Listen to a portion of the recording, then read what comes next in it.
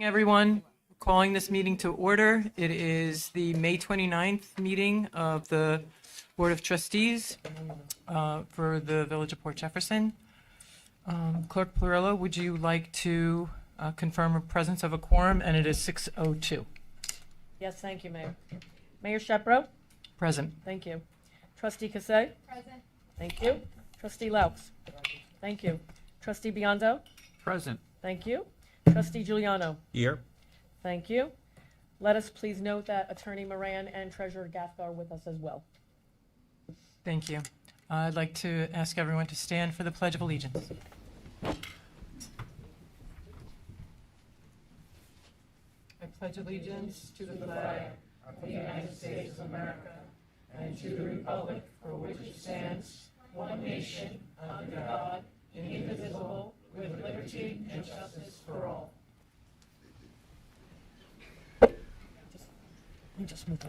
Thank you. Clerk Perillo, do we have any announcements tonight? We do. The next upcoming Village Board of Trustees meeting will be a work session meeting. It begins at 5:00 p.m. on the 12th of June. Okay, thank you. You're welcome.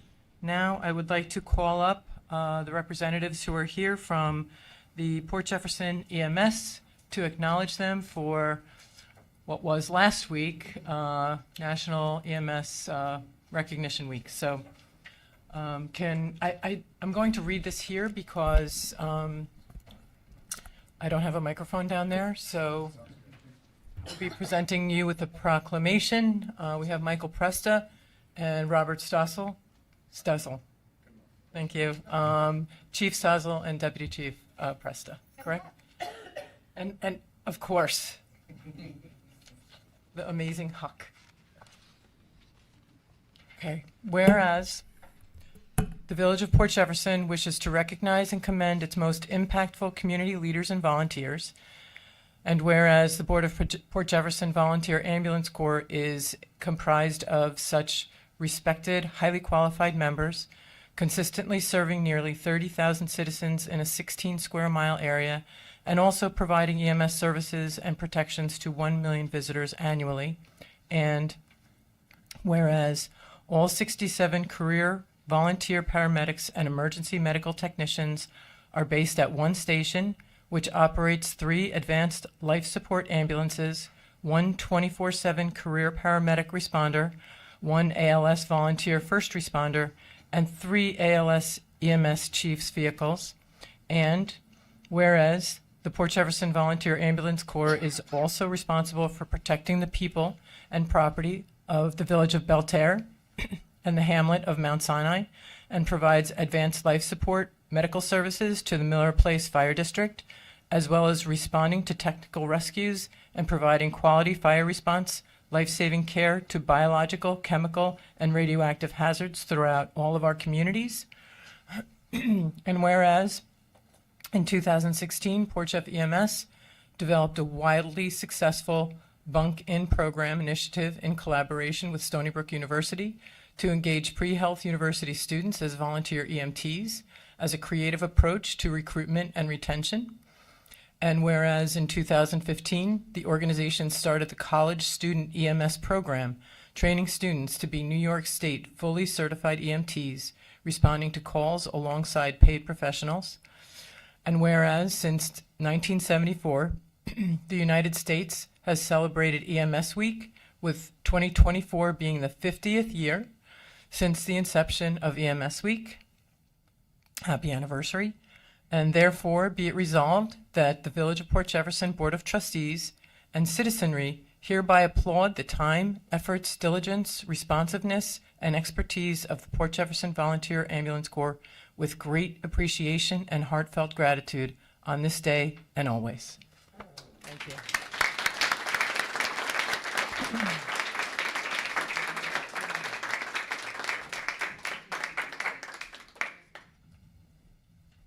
We didn't call a photographer today, but why don't you all come down? And Treasurer Gaffka, do you want to give me a picture? Sorry about that. This might fall out.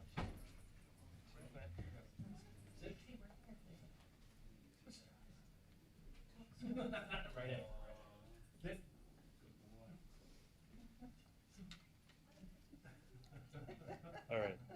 2, 3. And again. No problem.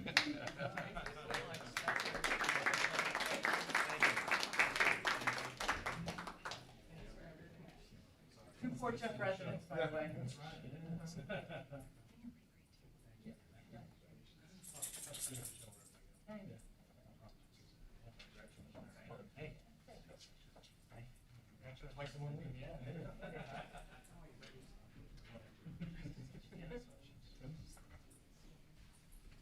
Thank you again. You're here every meeting, and we really appreciate that as well.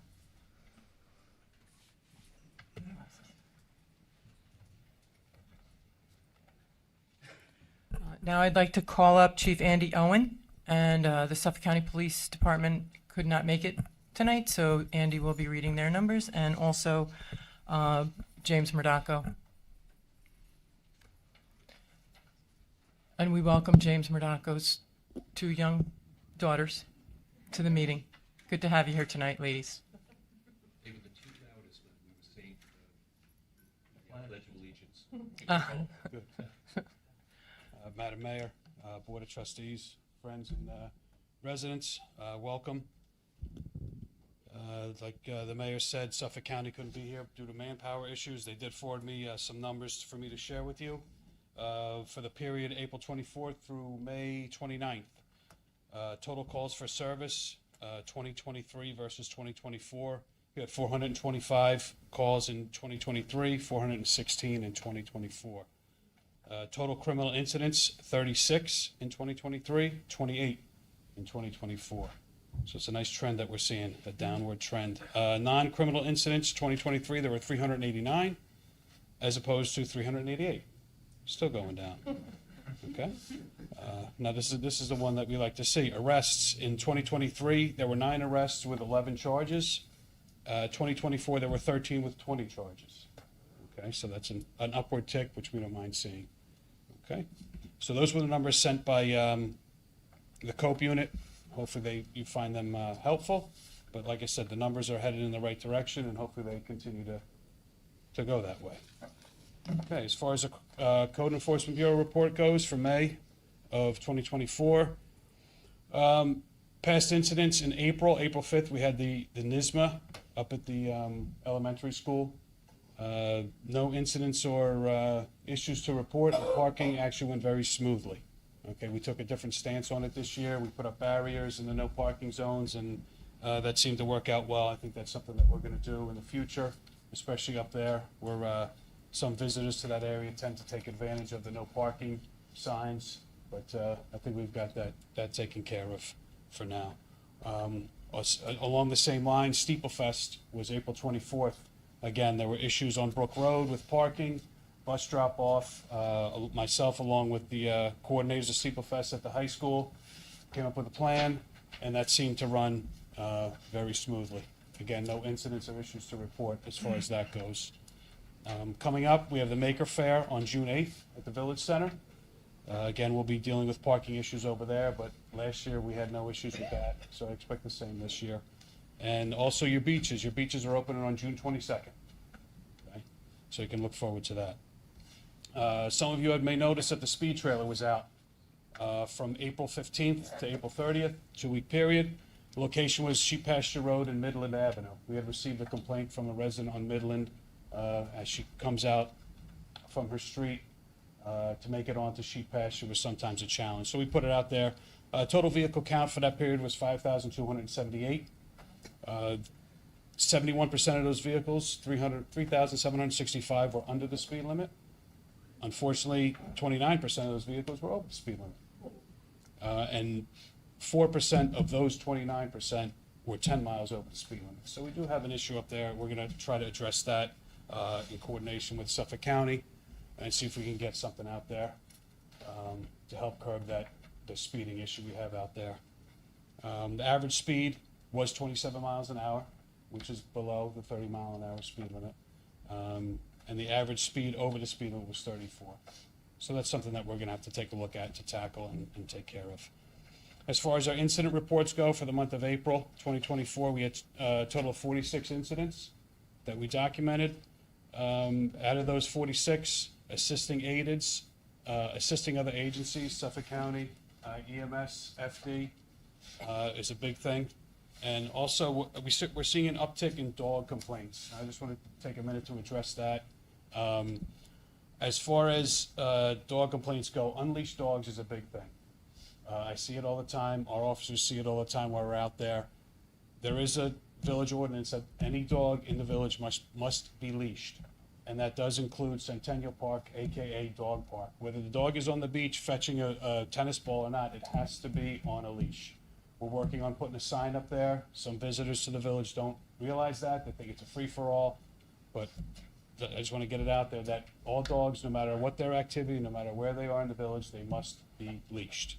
And also, dogs are not permitted in Rocket Ship Park. I know people want to go there with their children. They want to feel safe with the kids running around. Dogs are not permitted in the park. Okay, so just please keep that in mind. If you do bring your dog, dogs are welcome, you know, as long as they're on the leash and you clean up after them. Our summons recap for April 2024. The total summonses written were 312.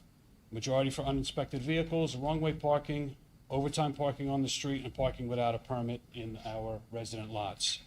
There were a total of 21 warnings issued, and the main locations, East Main Street, Salt Meadow Lot, the main lot, Main Street, and the Mariners Lot, otherwise known as the Gap Lot. Just be advised that metered parking is in effect, and it is being enforced. So pay attention to when you park and how long you park and how long you need to park. And then also be aware of time parking. West Broadway and East Main Street is a 2-hour time limit, and Main Street is a 1-hour time limit. So just please be advised of that. And lastly, as far as I'm concerned, the ALPR survey, our PJ3 car, which patrols the Arden lot, which is the resident lot, 128 passes in the month of April. PJ3 was in service 55 times throughout the month, and 46 summonses were written for parking without a permit in that lot alone.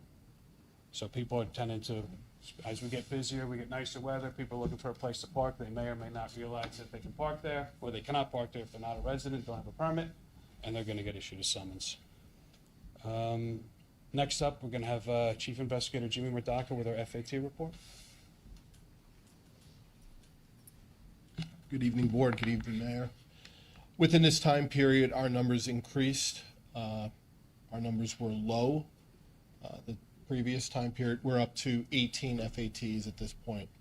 That's due to the weather, more visitors in the area, active life at night. The quality of life control, officers that work in plainclothes are focused now more downtown than ever. We are still focusing on the uptown area. As far as the train station, the platform, we try to make every train as it arrives or departs. We're also in the parking lot, but at the end of the night, we're focusing more down in the downtown area. It has been a busy month. With the FATs, I just want to note that I kept stats on something that came up in the past, which was the noise disturbance with motor vehicles. That number increased as well. So 5 vehicles were Suffolk Police issued the noise ordinance. We had met with them. The whiskey unit started the 23rd, and it was a very successful night. They were very active and went over some of the highlights that came up in these meetings so I could relay that to them. Thank you. Thank you. I have a question for Chief Owen, or just a notification, sort of this week and next, very active weeks in the school, on school property with end-of-year events and that kind of thing.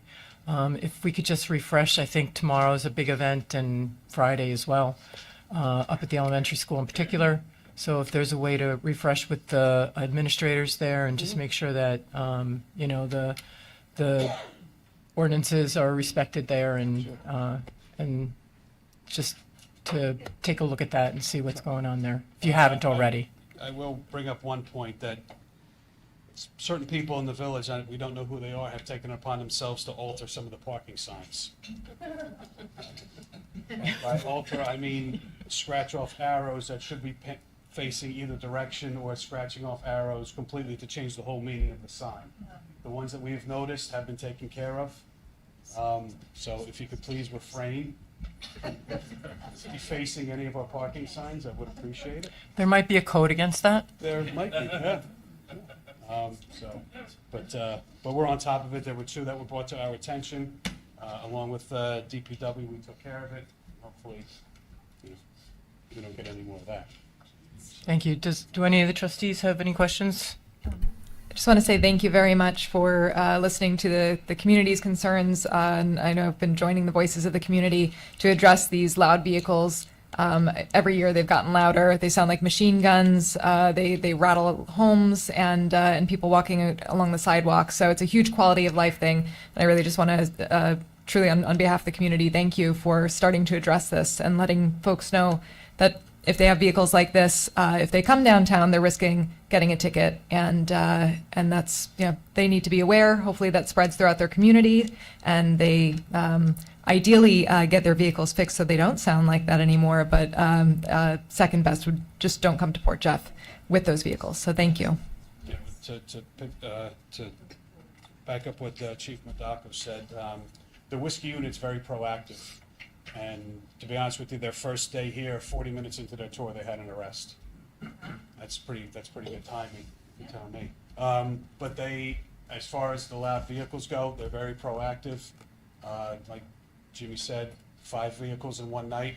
If it gets the word out, he had an encounter with an individual that was obviously, doing to be whatever, and spoke to the individual, and that person hasn't been back yet. So hopefully it sets a precedent, gets the word out that you're not welcome here with the loud vehicles like that. You want to come down and hang out with your family or whoever it is with the, reasonable vehicle, then that's fine. But the loud vehicles won't be tolerated. And the whiskey unit's out there, and they're being proactive. So hopefully the word gets out. Thank you, Chief.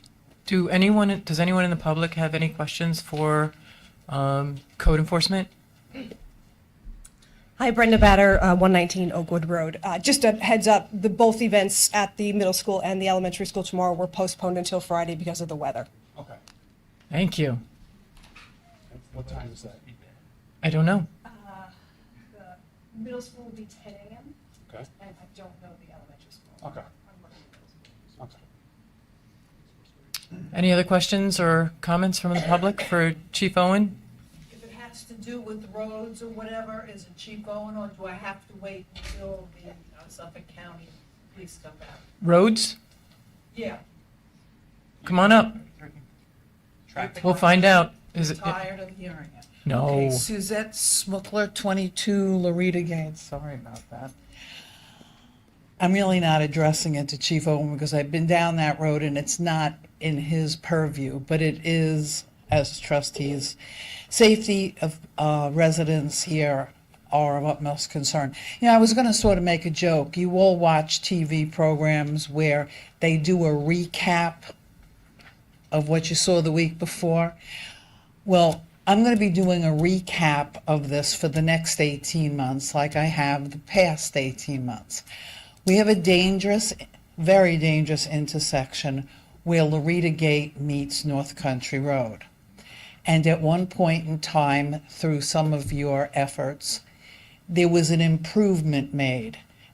Like I said, you're going to get the repeated recap if you keep coming to these meetings. I'm not going to take for an answer that nobody knows whose property a certain ledge across North Country Road belongs to. It's in our jurisdiction, meaning Port Jefferson. And if it's not, then I expect you to take your sign down that tells you, welcome to Port Jefferson, who's the mayor and who's the trustees. Because it either is our property or not our property. And all I'm looking for is one of those lights that blink, a warning light coming from Mount Sinai to Port Jefferson, because it's National Speedway around a blind spot. You might ask why I haven't been saying this over the winter. When there's no leaves on the trees, we're a little safer. We can see headlights coming one way or another. Now, what I'm asking of you, the trustees, you don't have to bother all these people with it. Tell me what the process is to get one of those blinking lights, like this is the speed that you're doing, and this is the speed.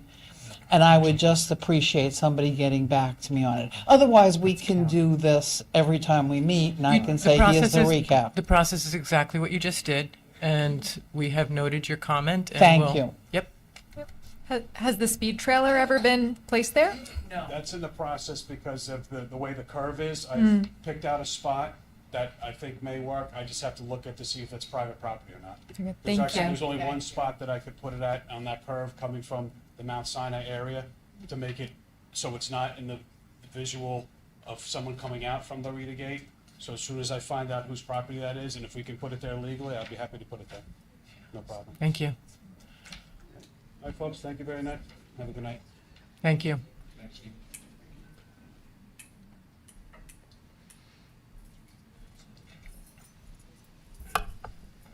Thank you.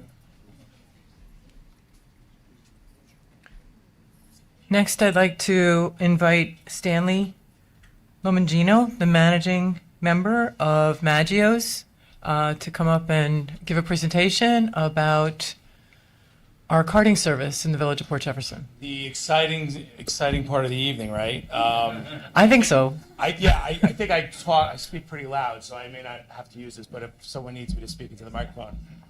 Stanley, it's actually so they can hear it on the live stream. Oh, I'm so sorry, it's for audio purposes on the video. All right, how about now? Is that better? Good. All right, good. Thank you, Mayor. I appreciate it. Thank you, Sylvia, for getting me down here. I guess I'll just spend a few minutes kind of talking about what my role is and how we got involved in Maggio, and kind of give you an idea of what we're looking to do here inside in the village of Port Jefferson here. So my family and I bought the company about 9 years ago. We're actually coming up on our 10th year in July. I know we made a lot of changes with the company, and we've really respect our relationship that we have with the Incorporated Village of Port Jefferson. One of the things that threw us into the 21st century as far as garbage collection was the only incorporated village, if not town, on Long Island where we actually gave totes to all the residents, which really helped kind of revolutionize the way we do garbage collection here on the island. So, alongside with that, one of the things that came in with us buying the company was, we've invested a lot of capital into our recycling plants. We have 3 different recycling plants throughout Suffolk County. One is in West Babylon, another one is in Yaphank, another one in Cutchogue. So I invite anybody here, if you want to come down and see what goes behind the scenes from the moment we pick up your trash at the curb to what happens at one of our facilities. I highly recommend it. It actually is a very exciting thing to see. I'm amazed every day at which I see what goes on in these facilities. Matter of fact, our facility in Cutchogue is undergoing within the next week or so about $1 million upgrade, and we're going to be doing about another $1.5 million to $2 million upgrade on our Yaphank facility. So I know there's been some questions as far as the biggest thing with some of the things that the mayor had approached me about maybe about a few months ago, as far as which ways we can try to change up the service program that we provide here in Port Jefferson to give some type of cost alleviation to the residents here. And there's a lot of back and forth. Just to give you guys a little bit of background, the piece of equipment that we send out every day to pick up the waste here, that's about a $500,000 piece of equipment, and you just can't have one. You have to have 2, because if one goes down, you need to be able to provide the service to the residents in the township. They don't want to hear when their garbage didn't get picked up that it's because we had a truck down. So you have to buy 2 of these things. We rolled out, spent, I'd say, probably close to $500,000 in totes for the residents here. And that's just to get the service. When the material gets collected from the curb and gets brought back to one of our facilities, in particular in this area of the island, goes back to our Yaphank facility, we have about 40 people inside the facility that are processing this waste. Some of it's automated, some of it's physical labor, But we pick through the waste to retrieve the recyclable material out of the waste stream. Obviously, that's good for the environment, but there you have to understand there's commodities inside the waste stream, such as aluminum, cardboard, plastics, things of that nature are valuable materials that we extract out of the waste stream. Now, naturally, some of those materials get sold overseas, some get sold domestically here, but those markets fluctuate from time to time. Through good economies, sometimes we get paid better for the material, and worse economies, we get paid less for the material. But at the end of the day, when we do the diversion on the waste stream, we have to bale this garbage and ship it off Long Island. Unfortunately, we don't have a lot of disposal capacity here on the island, and it's only diminishing as we look down the line here with Brookhaven closing. The burn plants here on the island are not giving any more capacity for waste. So what leads us to have to bale this waste, bag it, and our waste from Long Island gets shipped to states like Ohio and Virginia. So I explain this to you guys to kind of give you the intricacies of what goes on day in and day out. So in coming around the bend to how we can help you guys out, one thing I know I had suggested to the mayor was moving some of the bulk days of which we were going to pick up the waste that you guys have put out. We did come up with, actually, within the last week, we actually came up with another way in which we can handle the waste stream here in Port Jeff that would actually be more, environmentally friendly. The other part of this job that a lot of people don't understand is the safety aspect of this. People slinging garbage into the back of a garbage truck is very dangerous, especially when you're servicing about 1,000 homes a day. So there's a lot of risk there. And at the end of the day, if something happens, I'm the one who's in the crosshairs of it. We always get complaints here and there from town saying, hey, you're here too early. Can you push it back? That's all driven out of safety. That's not there to wake up the residents. That's not our goal here. It's to get the trucks out there to collect the waste and bring it back as efficiently and, more importantly, as safely as possible for the employees of the company. So that's a big piece of what we do here. So I don't know if you want me to share with you, Mayor, about what we were thinking in conjunction. I know we had sent you an idea of what we were thinking, but I know the bulk thing is a really big ticket item up here in Port Jeff. So rather than, there was a suggestion that we had made about moving it to once a month, what I'd rather do is just make it so that the residents call us and we'll pick it up on every Wednesday of the month. Because right now the way it's getting done is that we're sending the truck out every Wednesday just to drive through the neighborhood to see who has bulk out. So again, you pick your things, like safety, another truck on the road, carbon emissions. So what I'd rather strategize is to move away from that and say to the residents, if you have bulk pickup, just call us. There's no charge for that. We'll come and we'll pick up the waste. That's on every Wednesday. So if if you call us Wednesday morning, more likely than not, we'll be able to get you that day. And there's multiple ways of accessing our services, whether it's through our website, our app. We answer the phones from 6 a.m. to 4 p.m. So, there's a bunch of different ways you can get a hold of us. So that would be the suggestion with that. And then the other suggestion that we had was to move the recycling day to the day of when your waste is picked up.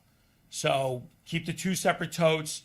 And then that would allow us just to do the bulk on Wednesdays, and then we can move the recycling to whatever day the residents want to put the recycling out. So that could be on their first day of the pickup of the week, or it could be on the second day of the week, however they want to do it. So. What would that do? Excuse me. So we'll ask for public Yeah. comment after, but if you want to continue your presentation, just please hold your questions and that's whatnot. cool. So by doing that, like I said, it would allow us to be able to move the pricing down by 10% by doing that. You have to understand every year we face insurance increases And unfortunately, in my industry, our insurance premiums go up about 20% a year. We are a unionized company, so we have to deal with the CBA on that end, with health insurance premiums and all the other things that come along with that, along with disposal costs go up every year. And these trucks aren't getting any cheaper. The cost of doing business doesn't get any cheaper. And unfortunately, over the last few years, I mean, I don't need to talk to anybody in here about inflation, and I'm not here to beat a dead horse, but that was not very friendly to our industry. And along with the fact with major supply chain issues, I mean, right now we're working on a bid and we're supposed to start in January, and we just put an order in for trucks and we may not get them for a year. So these are the things that we're kind of up against. Not only are we dealing with supply issues, but increased prices that we're still facing off. So, so anyway, all that being said, I'm not here to pull back services. It's not, when we were thinking about it today or, over the last week, I'd say the best way to do, like I said, is have the residents call in to schedule the pickups for the bulk, so we just don't have a truck arbitrarily driving through the whole neighborhood. Again, safety, carbon emissions, it's just a better way, a more sophisticated way of doing it. Have the residents call in for the bulk pickup, move the recycling to whatever day the residents choose, and that's the end of it. And we'll be able to save the residents 10%. Quick note. In this situation, we can't wave a magic wand, right? There's a code about Yes. our trash collection, right? Yes, And it's very read specific. it multiple times. Yes. Yeah. And so what we would have to do is we would have to notice a public hearing Yeah. to change the permit. Whatever you got to do. And so I'm not sure that was done before. Public notice, public hearing. Does anybody remember that? Do you remember ever having a public hearing on trash pickup? Okay, so we have to do that. No, hey, whatever. And that's so and I think we have to notice it 3 times, according to the code. So we'll revisit that code. Yeah. But we very much appreciate you being here, talking about the program. Yeah. So, and if we'd like a formal, sort of presentation of the proposal, That's fine. we'd like to notice it and hear what the public has to say about it, what their reaction is, and go through the proper procedure. And we so appreciate Yeah, no you problem. being here and thinking through and being creative about how to address some of the concerns we're receiving. Yeah. With that said, do any other trustees have any other questions for Mr. Lomangiello? Yeah. Oh, go ahead, Bob. Okay, so you talk about recycling on 2 different days. Would that be up to each individual homeowner, That's or up would? to however the individual wants to put it out. Makes it way more flexible for them. You have to understand, like, the whole debacle with plastics and things like that, like what number of plastics do I accept versus what I don't accept. Look, we've done enough of this stuff where I tell the residents, just throw it all in the bin. We handle it anyway. I mean, we're processing this stuff. We're QCing it. So that's why I really encourage anybody in here, if you really want to come see our facilities, come check them out. It's really cool. I mean, I'm just telling you, I mean, we run a state-of-the-art facility. So we QC it better than the residents would. So because what happens is once you put up a little bit of path of resistance with the recycling and with the residents, they say, forget it. I'm not going to do it. This is too much thinking. And that was like, we saw a big thing here on Long Island where we went to the single stream recycling. And that it worked and it didn't work. And I'll tell you why. It worked in a sense where the recycling ratios actually went up because it made it easier for the residents, but it ruined the quality of the material, such as paper and cardboard, because now we're mixing a dry material in with wet material, such as empty soda cans that are not so empty, waxed cardboard, things of that nature. So it actually ruins the quality of this stuff, which in turn makes us have to QC this material when it comes in to make it a marketable product. So would you send a separate truck for the The recycling? recycling and everything would get picked up exactly with the same truck, because we're gonna process everything through our facility. So if you mix paper and cardboard with household trash in the same truck, how does that not have the same effect? So as the all of our single stream? paper cardboard products go to our facility in West Babylon, which is where we pull out the dry from the wet. And so the wet material actually yields a different product than the dry. It's two different commodities. Just trying to understand. I'm going to ask the question again. So if you move recycling day to trash day, Yes. you have a single truck picking a resident's trash can and dumping Correct. it into the truck, and then the recycling into the same truck. Yeah, because you have to, I'm sorry, not to cut you off. Most of the waste that gets picked up here is all in bags anyway. So it's not getting mixed in with wet waste. But what happens is when that material comes to our facility, we pull out all the dry and wet paper products or cardboard products in that material out of that waste stream. We then send that to our facility in West Babylon, which QCs that material, quality controls it. So what that'll do is it'll pull out all the dry cardboard, all the wet cardboard, all the dry paper, all the wet paper, and we pull those apart from one another. It doesn't get as wet as you think it does, but when you're commingling open soda cans and bottles with dry material, it does make it does deteriorate the quality of it. I'm just trying to understand what the difference is with from single stream recycling, where you're describing the cardboard and the paper getting ruined and wet Yes. and lesser quality, and then if you have a bag of trash, and my understanding with these machines, when they go in, they get squished. Yes, they just, And so the bags rip open, and so there's dirty diapers, banana peels, apple cores, and then that's mixing with the paper and the you'd cardboard. actually you'd be surprised. The bags don't break as easily as you think. So matter of fact, there's debagging systems that you can install on our sorting systems, which is something we're looking at doing that actually splits the bags open. A lot of the times we're manually having to open those bags up right now. So you'd be surprised. It's not as easy as you think it is, but there's different values on different commodities. And you have to understand, this also gets blended into a lot of our commercial waste that we service as far as on the cardboard route. So it really helps the overall picture. But would you expect a decrease in saleable commodities of paper and cardboard recycling if it's getting mixed with No. daily trash? No, because like I said, people, when they have the flexibility of putting it all in one shot, they're gonna put it all in together. But I think we'll have a longer conversation about Yeah, this. no, I think it requires a visit to the Yeah, facility. that's what I'm saying. You gotta really come down and see it. You Yeah. really have to come down and and then, see it. and then my second question, are there any discussions about how to incentivize the folks here in Port Jefferson to create less waste?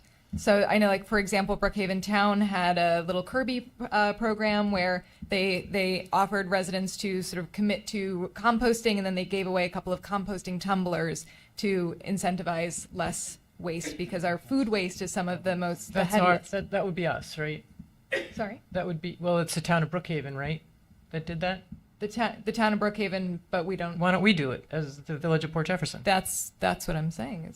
Yeah, I mean, if as you guys working wanted with to do something Maggio. together with a program like that, I'd be open to doing it. But I will tell you this: it all begins at home, and the older generations, and that's me included here. I'm not discriminating against anybody. I'm 41. We have bad habits, and I have to tell you, a lot of it starts at ground level with the younger generations, getting them into the better habits. So I think you might be better off doing initiatives at schools where you're educating the younger kids, the younger generations, on what to do with this, because the parents are already stuck in their way. Sure, and I think working with you as our waste provider, Yeah. working together to say what kind of programming would might be really effective. What have you seen, and then us being able to take that back, liaise to our schools and others, and work on that so that we're actually reducing a larger problem. So Yeah. Thank you for being a willing partner in that. Yeah, no, absolutely. I mean, we've done some things with the schools here before, so whatever you guys need out of us, we're more than happy to jump in and help out with that, because it's all through education. Yeah, no problem. Is there any chance of doing a glass recycling? Glass, the recyclable product that never goes away. Glass is difficult because there's a lot of different things that are being explored right now as far as what to do with glass. Like, they've tried putting in an asphalt, and that didn't work. Now there's other ways they're looking to remove it. One of the biggest problems with glass is that there's so many different colors of it. Mm-hmm. That's really the biggest issue, is that you got blue bottles, green bottles, clear bottles. You got all different colors out there, and that's a big problem for that. And actually, there's really no solution at the current moment for glass. I mean, nothing here on the island that we've seen at all. Are they Nothing. not using it in concrete anymore? No, because there was, actually, I don't know about concrete. I don't know about that. I thought you said asphalt. Asphalt, they eliminated because they didn't like the glare that it was giving off with the headlights and things of that nature. So as far as concrete, it might be a little bit different. I know in some parts they're looking to experiment to use that as sand, which I don't know how I know enough about that to be dangerous. So I can't answer any questions on that. But glass is a big issue. It's very heavy. It's really detrimental to the equipment as well. I mean, when you get the shards of glass involved with the hydraulics of the equipment that we work with, it really beats them up. Really, really, really beats them up. Like even the vineyards out east, like we've been trying to do some work with the vineyards out there as far as, because they generate so much glass. And with the town of Southold, and it's been a tough go because we do a lot of work out in that part of the world too. But no, I wish I had a better answer for you, Bob. I'm sorry. Wish I had a better answer for you on that one. Yeah, I mean, like I said, I invite everybody here to come down. I mean, you can find me. Fred, you know me. Yeah, no, but anyway, so yeah, anything you guys need, questions, whatever you have, I mean, you could get a hold of me. I'm the owner of the company, so I'm more than happy to have anybody come down. Come check it out. I mean, if you got a day, I could take you to West Babylon to see the facility. That's a really cool facility. We have optical sorters there. I mean, that's a really cool system. Like, Rebecca, you would like that, asking all the questions about the paper, because that'll answer all of your questions seeing the facility there. Yeah, I've seen Smithtown Township's facility, but Yeah. We'll take a field trip. I mean, my place is kind of newer. So, no, I don't mean it like that. I don't mean it like that. It's kind of newer. But, that facility, actually, we bought that 8 years ago. I can't even believe it's 8 years we bought that place. And we dumped a lot of money into that. Matter of fact, we're actually trying to do an expansion there to handle all commingled recyclables and things of that nature. So, I mean, look, it's a constant evolution of our policies and procedures and the way we do business. But, this business is capital intensive. So, we got to take it in strides. So we had intended to set up a visit, a group visit, a bus trip out to Cutchogue, I believe, right? Yes. Last Friday, but we wanted to hear what you had to say today. Oh, okay. And then go ahead and announce that we'll be scheduling a bus trip out Okay. to one of your facilities. I love it. West Babylon sounds the coolest. Yeah, so- that one is the coolest. I Okay. mean, these other ones are going through upgrades, but that is the most up-to-date facility that we have. But that's the part of the business that you have to do. You have to invest the money to keep it up to snuff. It's just the nature of the beast, but So we'll do that, and we'll work through any new proposals for permitting. sure. And Yeah, so I'll email you. You want me to email you guys? the clerk could be fine. Yep. Perfect. Yep. And thank you so much for Yeah, taking no your problem. time to explain this. I think I'll ask if there's any public questions for Mr. Lemongelo so he can leave. All right, we'll start on this side. Oh, we have a lot of questions. Of course. Yeah. Good evening. Pat Zimmerman, 175, Windward Court South, Port Jeff. My question to you is, on bulk items, I've been told that there's an extra charge to the homeowner. for That might have been a little bit of couches confusion. and things like a large. No, we don't. There should never be an extra charge on bulk. Okay, Never should be. okay. And if they say there is, tell them to talk to Stanley. Okay, thank you. So that shouldn't be the case. And I'll give you one of my business cards if there's any issues. Thank you. Oh, no problem. You got it. You got it. Hi, Kathleen Lazaro, 211 North Country Road, backwards. Could you settle a family discussion question for us? Sure. I'd I'll like try an my official best. answer. Just don't put me in the middle of it. Do we have to take the labels off the cans No. when they go in the trash? No. Thank you. No. Okay. No, you don't have to do that. Yes. Brenda Batter, 119 Oakwood Road. Mayor Shepro had asked me to put together a list of all the questions so that we could, but you've literally you hit most Sure. of the answers. So thank you for And that. if you have more, I'll give you my card. And So feel free. I will confirm one thing. And that was one of the things. It was like, why are we paying for recycling when we're seeing the drivers dump the cans and Yeah. everything into one truck anyways? You were very clear on that. Thank you. The other question is the bulk thing. We didn't want to see stuff sitting on the side of the Yeah. road for a very long time. No, So I I like understand the that. idea, and I think the residents will enjoy that as well. Can you confirm you do give senior discounts? Yes, we do. At what age? Oh, I think it's 65. 65, I think it is, Mike? Oh my God, that you tripped me up on that one. I want to say it's 65. Come on, Stanley. Oh my God. That's a good one. I want to say it's 65 we do that, yes. Okay.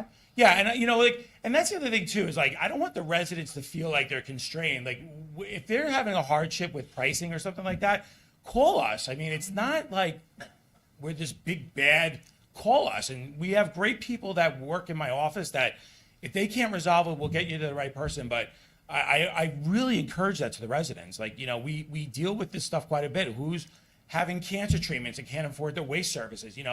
Who's had a family member that died? And, like, we come across these things all the time. So just ask. I mean, it's not like we're going to be like, no, it's just not the way we operate. That's just not who we are. And I will agree, and I'm happy to hear you're the owner, because every time I've called, your people have been delightful. They should And I be. think most people will agree. I walk the town up and down the hills all day, every day, and your guys are the nicest, friendliest. thank you. They're constantly smiling, waving. Yeah. They're just good people. So, Yeah, no, and I have to tell you that too. It's a testament, like I see every single complaint that comes into our offices, and we service thousands of homes between out here in Suffolk County, from here out to the North Fork and through the Hamptons, and I see every single complaint that comes in. I have to tell you, I never see complaints come out of this area, and I really give that to the driver. You got to remember, they're out in the heat, they're out in the cold, they're out in the sun. There's sun, rain, snow. They're out in all those elements throughout the year picking up trash. So. It's the same drivers for 10 years. Yeah. Yeah, exactly. Yeah, Right? Jose. I agree. They're so good. Yeah. Yeah, so and a lot of that, and part of that's driven through culture of the company, right? Is the morale and the culture of the company. So Starts at the top. yeah, no, it does. It exactly does. So, but no, thank you for that feedback. I appreciate it. But the girls in customer service should be, and Michael, the other gentleman in customer service, they should be nice. They've So- always been kind. Okay, good. Cool. And then another quick question: is there such a thing as a first responder discount? Yeah, why not? We give veteran discounts. I mean, we'll do it. And then I mean, yeah, you just got a call. And then last but not least, Trustee Cassay or Deputy Mayor Cassay had mentioned, is it true if you pay your trash fee in full for the year, you actually get a $55 discount? yes, that's correct. Okay. So that's something for everybody to know. Yeah. Cool. All right. Thank you. And if you want to email me those, and I'll wait till I'm. Are those compounding? What do you mean compounding? Are they mutually exclusive or all in? What do you mean? All those discounts. Okay, so Yeah, I mean, look, if you want, hey, look, rock and roll, go for it. Why not? Yeah. I mean, if you don't ask, you don't get it. So ask. I mean,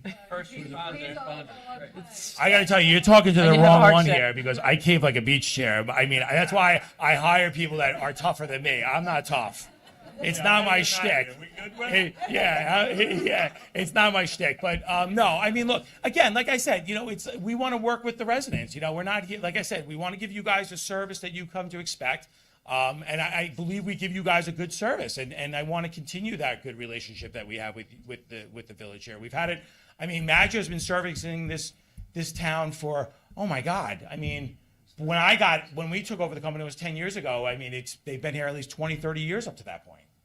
So, I just want to make sure we continue that, and so I encourage the residents to reach out to us. There's no reason why they can't, and we have multiple different ways of getting a hold of us.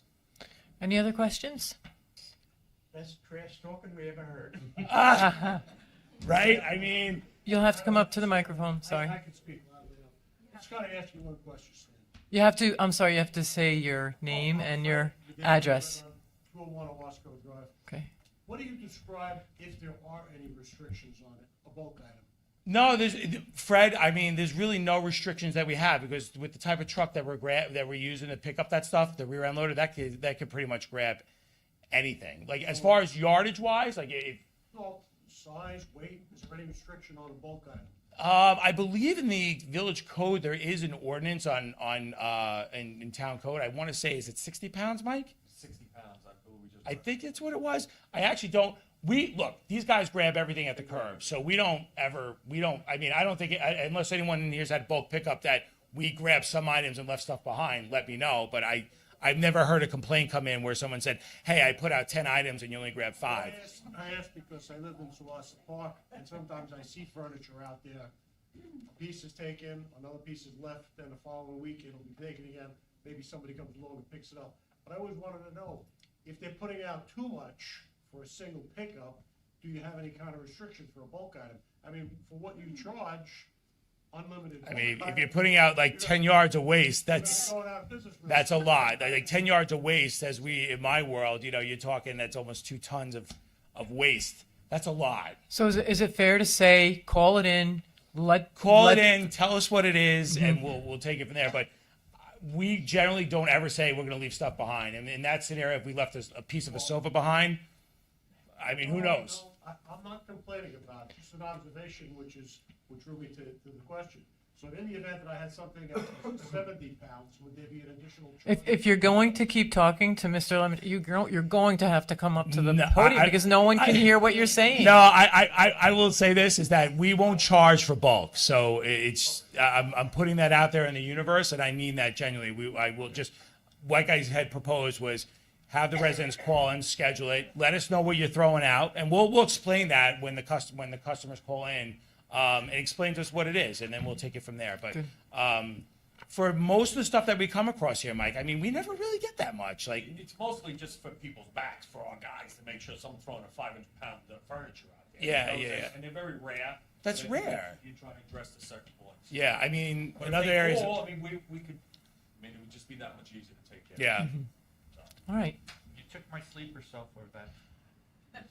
I mean, that's what I'm saying. Like, I very rarely hear of things that we didn't take. I don't see those complaints come across my desk. All right. So, Well, thank you. We'll be in touch mind. to set up the tour. cool. And we appreciate you coming out here and All right, talking no, to the anytime, residents. anytime. And if anyone needs to get a hold of me, I mean, just look up Maggio Environmental, call the office, ask for me, say you saw me here tonight, and I'll, leave your phone number and I'll give you a call back or whatever's easier.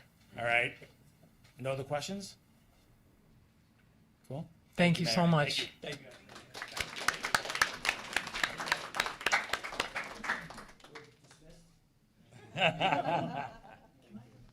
Yeah, absolutely.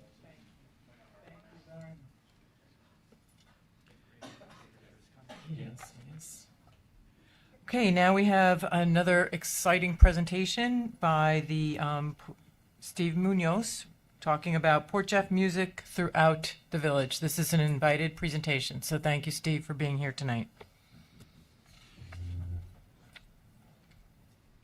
Thank you, everyone. My name is Stephen Munoz. I own the Amazing Olive on Main Street. The vice president of the Chamber of Commerce for Port Jeff. I'm also on the bid with James. And Port Jeff Retailer Association, I founded, I want to say 6 years ago. And I had this idea that I'm presenting to the village here, the residents of the village, I should say. It's from my experiences of visiting other towns and other states or even other countries and seeing musical performers on the streets, on the sidewalks, or in the parks. The idea came to me a while ago, and I was trying to figure out a way to have everything, I guess, like a code of conduct for the performers, and have everything unison with the village and permits and vetted musicians for this endeavor. And we linked up with the Port Jefferson Arts Council, Amy Tuttle here and Alan Vier. And we also have a committee that we formed as well. We have Doug from Theater 3, we have John Huber, who's an attorney, local attorney, along with Natalie, his assistant, and she's also a musician. And did I leave anyone out? Oh, Barbara from the Chamber of Commerce, and Joy from East End Shirt Co. So did you get the code of conduct, everything that we drew up? I don't know if you distributed to The all Board of Trustees I have did. copies if you'd like. You can hand them to the clerk and she'll get them Sure. to us.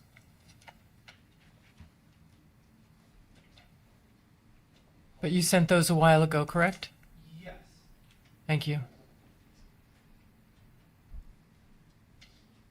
So the idea for this program, it's to really start small. The Arts Council has 4 musicians right now that are willing to perform for free at key areas throughout the village, Saturdays and Sundays from 2 to 4 p.m.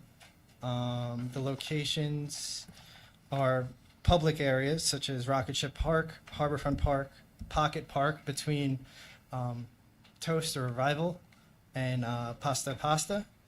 You also have Baker's Alley and Founders Park. Any of these areas, it really just boils down to the village and what they permit us to use for this event. Trying to think of what else.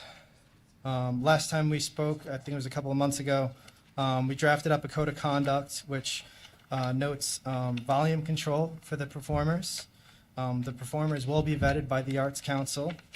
Participants have to sign hold harmless waiver, code of conduct they have to sign. They will also have to fill out an application. And I'm trying to think of what else. Yeah, it's kind of straightforward. I Something don't know if about the medallion? Do you issue Oh, the yes, medallions? yes, thank you. So each performer would have a medallion that coincides with the permit that the village provides, the Arts Council and the Chamber, which would go to the vetted musicians to perform at certain times and certain key areas. This would only grant that one musician to play in that one area at that one specific time, and it's not going to be a naked cowboy or anything of that nature. Yes. So, yeah, I'm trying to think of what else. These are 2-hour performance, basically 2-hour performances? Yes, from each musician. Uh-huh. Weather permitting, if it's raining. And the hours, the times of day that you're... Saturdays and Sundays from 2 to 4. Okay. Is it amplified at all? Do you mind if Amy Tuttle comes We up? do not mind. Just so it can be heard, a lot of the musicians are self-contained with battery-operated amplification and microphones. So it's generally not very loud. We've had performers out on the street during the Harvest Festival with these small PAs, and it's just loud enough to be heard in the immediate area. And question was, can you, if you didn't mention the locations, or Oh, even if you yes. did, can you mention them again? So, Rocket Ship Park, what have we got here? Pocket Park, which is between Revival and Pasta, Harborfront Park, and Founders Park. And also Baker's Alley, it's another area on East Main Street. The idea for this is also to get foot traffic and flow throughout the village, and to get people to shop and dine and walk around, or if it's in the park, enjoy someone playing, out in the park. It's also to promote the Arts Council as well. The arts, I feel, is very important to any community, and I think it's in the right direction towards beautification and just creating an overall harmony to any community and making people feel safe. That's another thing too. It's you're not going to see people fighting around, someone performing a song outside. Yep. One of my favorite studies is that if you cities that have put up speakers and played sort of classical music or calming music throughout the streets, crime actually comes down. Yep. So music on our streets and is something I think can benefit on many levels. Just a question about the amplification. Could we possibly look at putting a stipulation in there that musicians can't use generators for their amplification systems? Of course, yeah. 'Cause They're that's- they're battery operated. They're battery operated. Yeah, so I think some are battery operated. I know I've seen two. Then I know the generators can be on the quieter side, but I think that would Yeah. just add sort of another layer. So We just could definitely add that. clarifying that. And then is there a sort of a decibel level? Yeah, we have that conforming to code. Perfect. John Huber, local attorney, went over code and picked out the section, which I didn't print out, but at 65, 65 is the decibel. Very good. Thank you. The other thing I wanted to mention, you were talking about classical music and whatnot. Eventually, starting small with the Arts Council has 4 musicians right now. If this takes off and is successful, we hope to get the local high school involved, any celloist, violinist, anything of that nature, and even Stony Brook University as well. So that's a little bit long-term goals for this, is to really get the whole community involved. Is there a process, Attorney Moran, that we need to follow to move through and consider this and deliberate and make a decision about permitting? Yes. It's a great idea, and we should discuss it. Okay. Yeah, Any other questions from trustees? And I know you're looking at starting this as soon as you can. At least a trial run, or even a couple of weekends, just to see how it goes. And anything we don't want to do anything without the village's permission, and even the residents, if The one thing, Mayor, out of the gate we should do is, I know the local attorney drafted a hold harmless agreement. We should have that at least reviewed by our risk manager to make sure it's sufficient.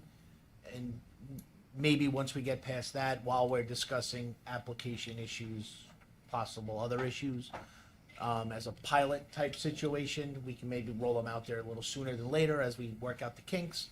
But we should at least make sure that indemnification is covered by our risk manager.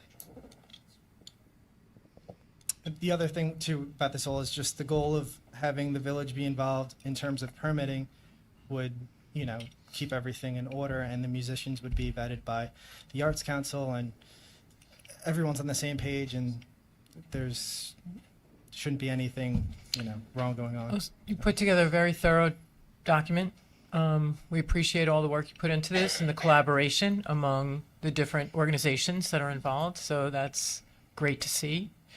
And we'll follow our attorney's advice and get back in touch with you. I think the idea of a pilot program, as long as we're covering ourselves legally, could help before we pass a code and then get folks rolled out there and then say, oh shoot, we didn't address this, that, or the other. So Trustee Cassay is committing to something right now. So I didn't hear myself commit to anything. I'm just voicing that I think it's a great idea to pilot. okay. Any questions? Anybody else? Okay. Thank you, Steve. All right. Thank you so Thank much you. for Thank your you, time, Amy. everyone. Thank you.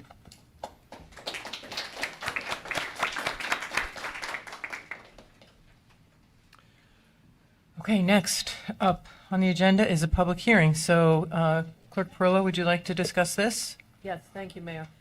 We have a resolution to open the public hearing regarding a proposed local law amending Chapter 161, Housing, Article 6, Property Maintenance of the Code of the Village of Port Jefferson. May I have a motion to open the public hearing, please? Motion? Do we have a second? Second. All in favor? Aye. Motion carries. Attorney Moran, would you like to? Sure, Mayor. Through the diligent efforts of our Planning Commissioner, Andy Freeling, and a committee he set up, they proposed legislation restricting the bamboo species of plant. For those who are not familiar, it is very invasive. It runs, it ruins everything it touches along the way, pools, fences, other trees, houses, basements. It is very, very bad plant. And grows, I don't want to say literally like a weed, but you could literally, in some instances, it'll grow an inch a day, depending on the environment. That being said, most municipalities on Long Island where bamboo is prevalent have some type of bamboo code. It seems what happened is Mr. Freeling's committee, put together at the direction of the village board, came up with a sample code that they wished to implement in the incorporated village of Port Jeff. We took that code and took the good things, eliminated some of the bad things that we make sure that we put in the code we can enforce. And what we have is a product that was produced and the subject of this public hearing. In essence, there's two types of bamboo: the types of bamboo that, quote, run, and that type of bamboo which is equally evasive but doesn't run at the rate of running bamboo. And there are different genus and species that identify running bamboo from regular bamboo. The code is broken up into two parts. The first part is it shall be unlawful to plant species classified as running bamboo. If you do, and it runs, we will issue citations. If bamboo runs off your property onto village property, we will put you on notice, and we will expect to have us clean that bamboo, and if we need to clean it and remove your bamboo as well, it'll be the subject of an ad valorem tax on your tax bill for the village resources that were used to eliminate the offending condition. The last part of this is, which is covered by this proposed legislation, is the other species of bamboo, which it does run, but run's not considered classic running bamboo, which is not illegal to have, but it is illegal to have not properly contained. And by properly contained, there's things that prevent the bamboo from spreading. So the essence of this code, Mayor, is you can't ever have running bamboo. If it runs on the village property, we will remove it and charge you. You're subject to a citation or village ordinance appearance ticket if it does. And if you're having the other species of bamboo, it has to be properly contained to prevent its spread. On any property. Any property. And this code. Any property. And this code enables us to be able to enforce Correct. that on any Any property. Okay, thank you. The confusion, and it was addressed, it was a little more confusing in a couple of the earlier iterations, where we talk about if it runs onto village property. If you read it, initially if you read it, you could understand how it was only discussing village property, but it's clearly now an A, B, and a C. Thank you. Any questions from the Board of Trustees? So just to follow up on that, so where is the clarity of how this code does address, if it addresses private property to private property? We could just read number 1. It shall be unlawful to plant species commonly considered classified as running bamboo, hereinafter defined as a bunch of names, to be planted, installed, maintained upon property within the village of Port Jefferson. I understand that. So I guess that would be the what private property aspect, because it's property within the village. And then if you go to where it talks about the removal, in the event bamboo is Can you situated. give what number are we at now? 4. Yeah. In the event bamboo is situated on property located in the village of Port Jeff, private property, and said bamboo evades or grows onto adjoining or neighboring property that is owned or held in behalf of the village. That's the clarification. So property within the village is your home. Property owned or held in behalf is village property.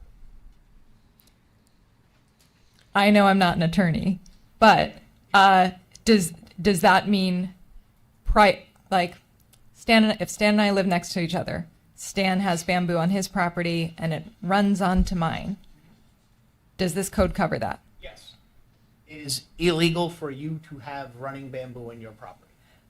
The removal of it is if your bamboo runs onto Stan's property, that is a neighbor dispute that the neighbors can settle amongst themselves through the enforcement of our code.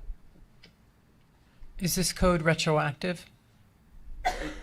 It would be effective from this date moving forward. If you have bamboo right now, we can't. It's unconstitutional to promote an ex post facto law. So it's from this date.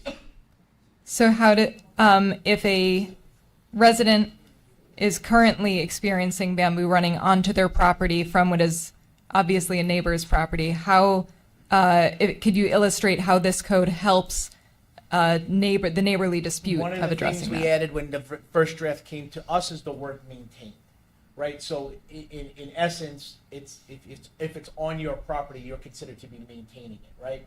So if it's there now and not causing an issue, we're not going to seek you out, right? But if that bamboo now runs onto a neighboring property, creating a problem, and we receive a complaint, it's the word maintained that changes this from an enforceable statute to an unenforceable statute, and makes, although it's not ex post facto, the fact that you can't have it today, you got to go remove it.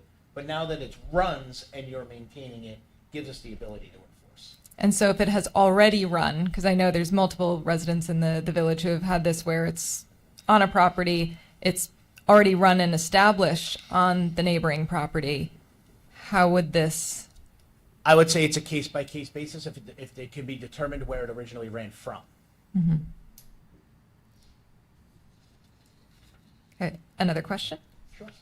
So bamboo is, and I appreciate the specifications of types of bamboo and, one's not allowed and the other must be contained. But there are other invasive species listed on the New York State Invasive Species Management System that are banned. So New York State's taking care of that, but not. It doesn't address, for instance, Japanese knotweed, which is sort of a bamboo-looking plant that does have also the tendency to run. And for instance, in England, there are municipalities that do not allow you to sell your home without a disclosure, like a lead disclosure form for saying this plant is on the property.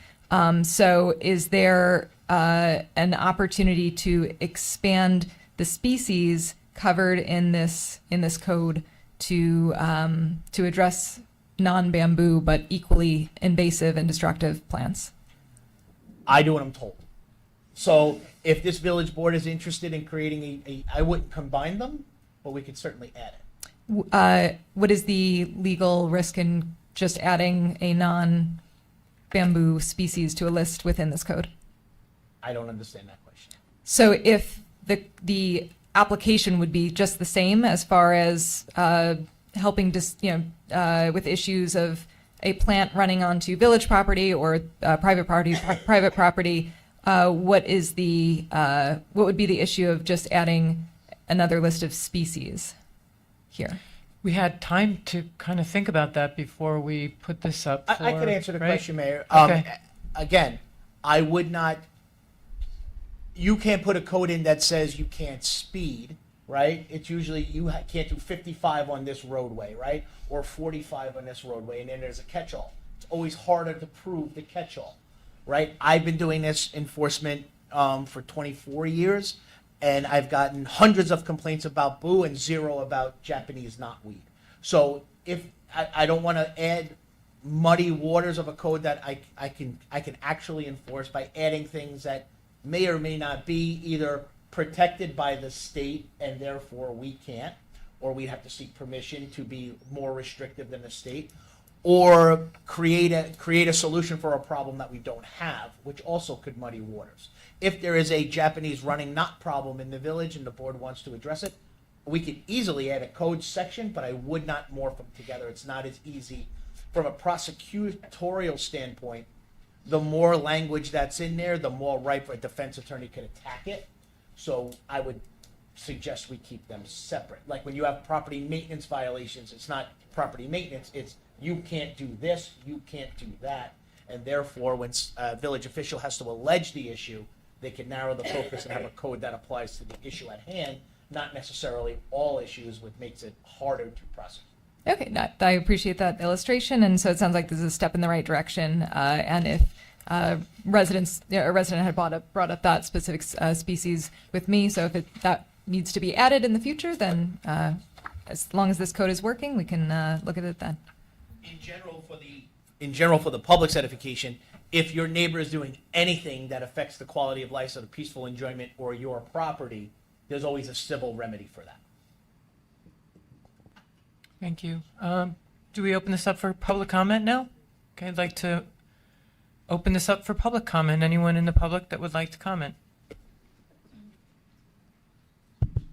Barbara Sabatino, 2 Westview Avenue, Port Jefferson.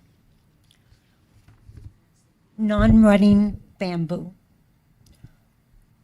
How does that procreate? Is it going out through the roots, or is there a seed system? I offer this microphone to any biologist in the room. It is not me. I'll take it. Trustee? Roots. So it is a very technical. It's really more about the speed of running. When calling running bamboo or non-running bamboo, all bamboo runs. That's propagates through rhizomes in the root system. It's like a grass, and so my personal recommendation to any residents is if you want to maintain the value of your property, do not plant any kind of bamboo. The reason why I'm going for this is that I once had a silver maple that procreated through the roots, and it took me years to pull it out. So I can sympathize with people.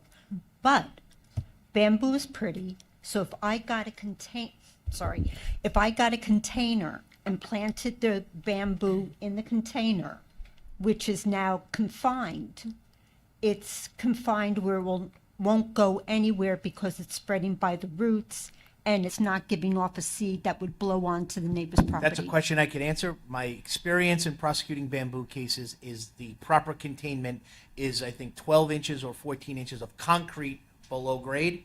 So it leads me to believe that the root is how it runs. Okay, so if which it's pretty, if I went out and bought a giant plastic container and put It'll 3 eat bamboo. right through the plastic. Yeah.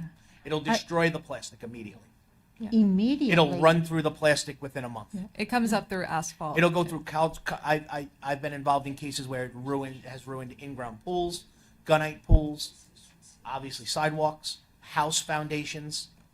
So a plastic container is not considered a confining container. So I would have to get a concrete container. Or a steel. I would simply just Steel? Google it and Okay. say, how do you contain bamboo? And 100 things will come up. They All right. sell actually bamboo containment systems. Most people I've prosecuted, when the compliance backside of it was, how did you comply? We did an inspection to make sure that the concrete, it's usually concrete, is deep enough, or steel. Concrete or steel? Thank you. Very good.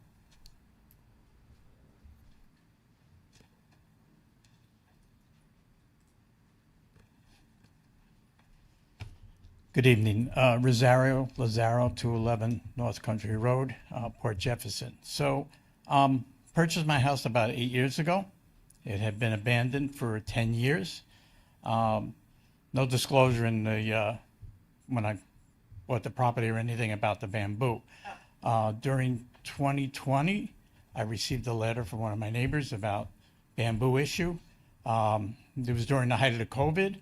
I'm an essential employee. I was working for NYU Langone. I was segregating myself out in the house for those things to keep separate from the family. And I got this letter. So I did look into remediation of the bamboo. The original estimate for my property, it's an acre piece of property, was $60,000. And was saying that I could possibly be sued by the neighbor. It was almost threatening. The estimate came back when I said that was ridiculous. At the time, there were no ordinances.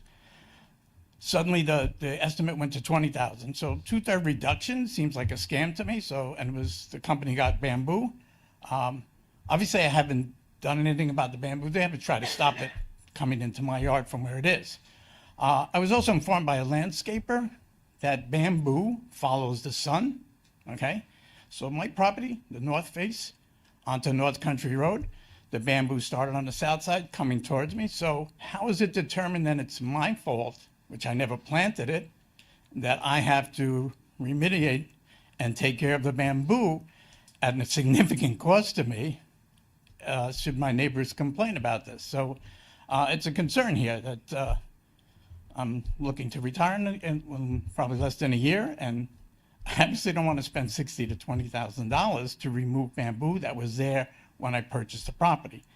So what is the impact of this on me having to take care of the situation here? That's what I'm mostly concerned about. How, as a resident, then I'm going to be taxed and what, double my taxes to take care of an issue that I didn't create or plant?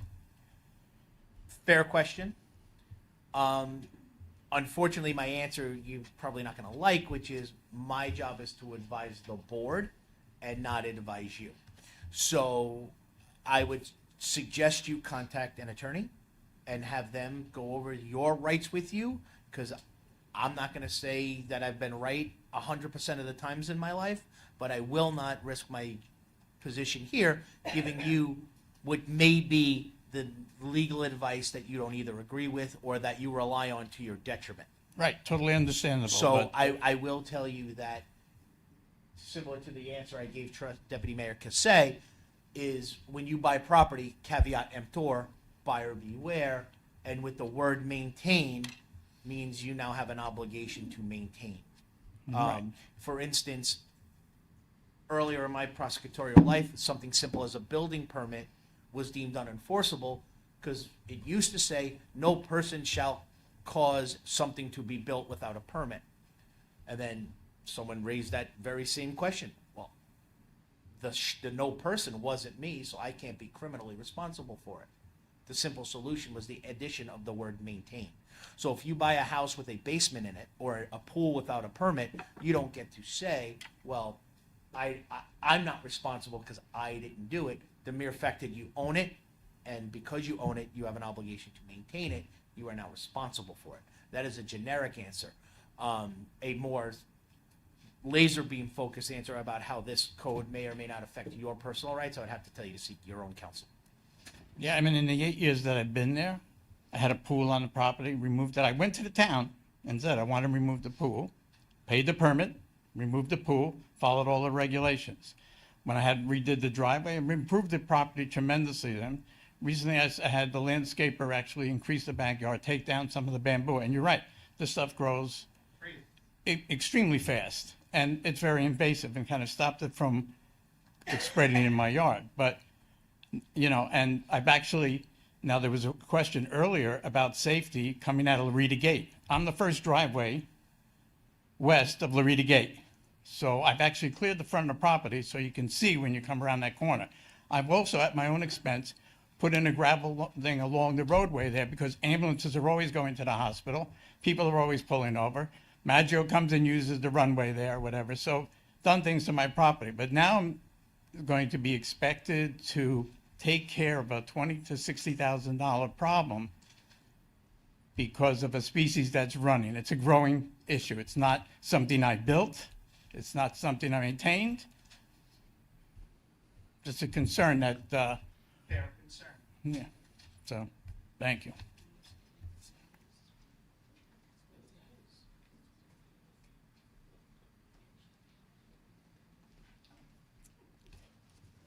April Coburn, 1 Willis Avenue, Port Jefferson.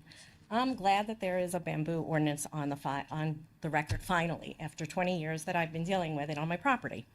I've looked up all the towns, villages. Town of Brookhaven has a code on file, Smithtown, Village of the Branch, Northport, Huntington, Lindenhurst. I can go through all the towns. It is a very invasive species. It's destructive. It's strong. Once it turns to wood, you see they make flooring, they make products out of it. It does kill it goes through gunite pools, does damage to concrete, foundations in a home. What I don't understand, and I'm a little concerned about, is how it's enforced in the village based on what I'm understanding, and clarify this for me. If I have to make the report that bamboo is running on my property, that it was planted within the 20 years of the owner, the neighbor, and it's encroaching on my property, I have to make the report. It's now 40 feet high over the house, higher than the house. It's over a mile on the property. So it's a mile wide and 40 feet high. And when it dries up, it breaks and it just lays. And it's a fire hazard. If there was a firework that went over there, if something set off the heat, that whole acre of property would burn 40 feet high. So I feel like it's also a fire hazard that maybe something in the village, the fire department should handle also. I think it's a fire hazard if it went on fire. I also believe that it brings in rodents. It attracts cockroaches. If anybody knows, the cockroaches are attracted to bamboo. I've had exterminators on my property. I've had spikes come out of the ground. If you know when bamboo grows, it spikes. My child was 2 and 3, could not play in my yard because of you fall on it, you get spiked. So it's a very invasive species. I think that a code should be on file. I don't think the penalties are strong enough that are on file. If it's daily, and how is it going to be enforced? That's my concern.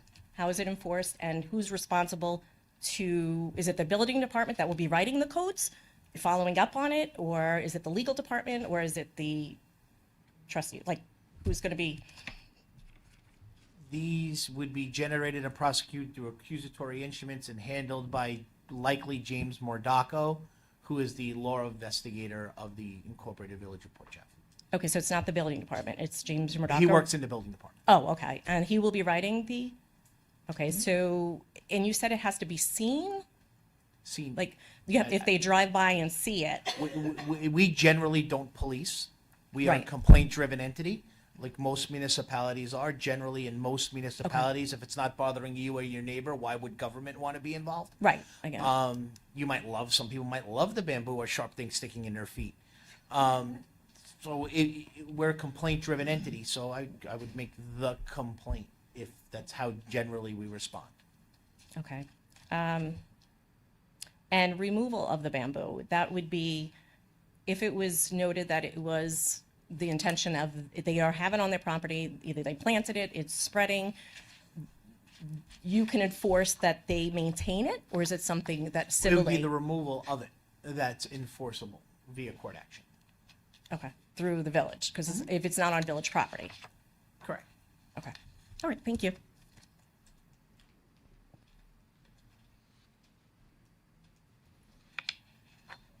Lazare again, just a comment, because it was a worthwhile comment made there about maintenance. When I had these estimates for the $20,000 to $60,000, I was told by the company, this is probably only good for 5 years because of the invasive nature of bamboo, and then it will come back. So it's not like a one-time $20,000 to $60,000 thing. It's a constant maintenance thing. And even like, would have been an interesting question to ask Stan from Maggio's, if it's thrown into the recycling bins and they generate and they put it in somewhere else, where else is it growing from there? And then, and you know, down the whole road stream of that. So, thanks.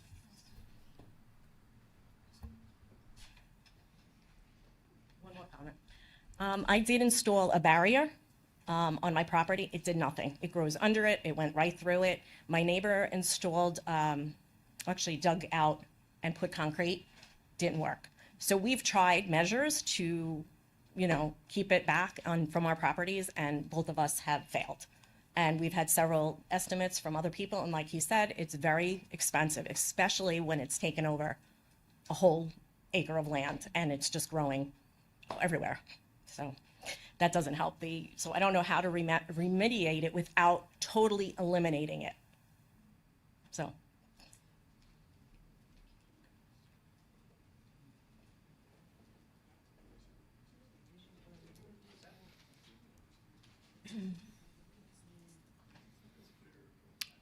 Any other public comment? And the $500 per violation fine, is that a common amount? It's, what it says is any property owner violates shall be guilty of a violation punishable with fine not to exceed $500 for each violation, and each and every data violation shall continue to exist. So it's $500 a day if it's not addressed. Okay. All right. And, okay. And just speaking to the experience that Attorney Moran has prosecuting these cases, it's the sort of thing that the municipality would look to work with if it's a private property to municipal property issue. The municipality is not looking to punish if compliance is being worked on. Correct. So. Always. Now, municipal enforcement should always be first about compliance. The ancillary effect is sometimes the monetary value or fine forces compliance. But as in any prosecution I've been involved in, as long as the homeowner is diligently working towards compliance, that is always considered as a mitigating factor.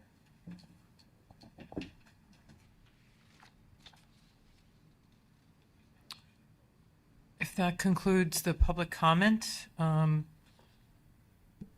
do we have a resolution, a motion to close public portion of the public hearing? Do we have a motion? Motion. Second. All in favor? Aye. Thank you. Clerk Perillo? Thank you, Mayor. Next, we have a resolution adopting the proposed local law, amending Chapter 161 Housing, Article 6, Property Maintenance of the Code of the Village of Port Jefferson. May I have a motion? Oh, motion. Do we have a second? Second. All in favor? Aye. Motion carries unanimous.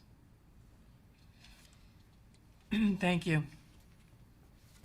Now we'd like to open up the floor to the public opportunity to address the Board of Trustees.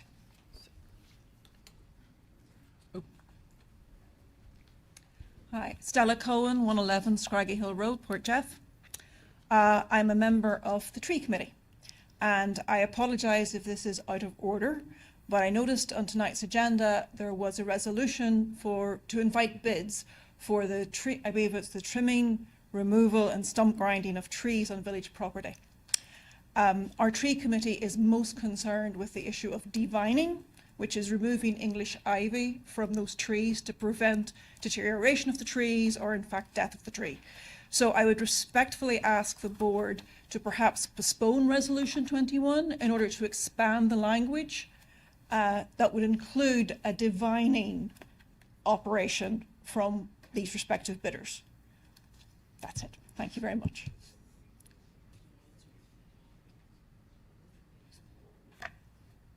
Is there a procedural issue here, Attorney Moran?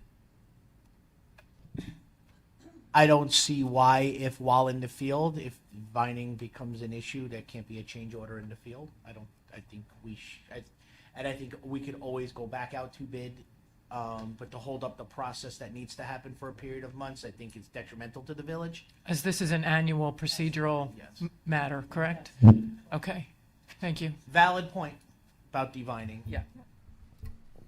And I think perhaps the committee might work on putting together some language, and submit that, to the board, to the clerk, and see, what might be incorporated to a possible change order moving forward. Other public comment? Sir.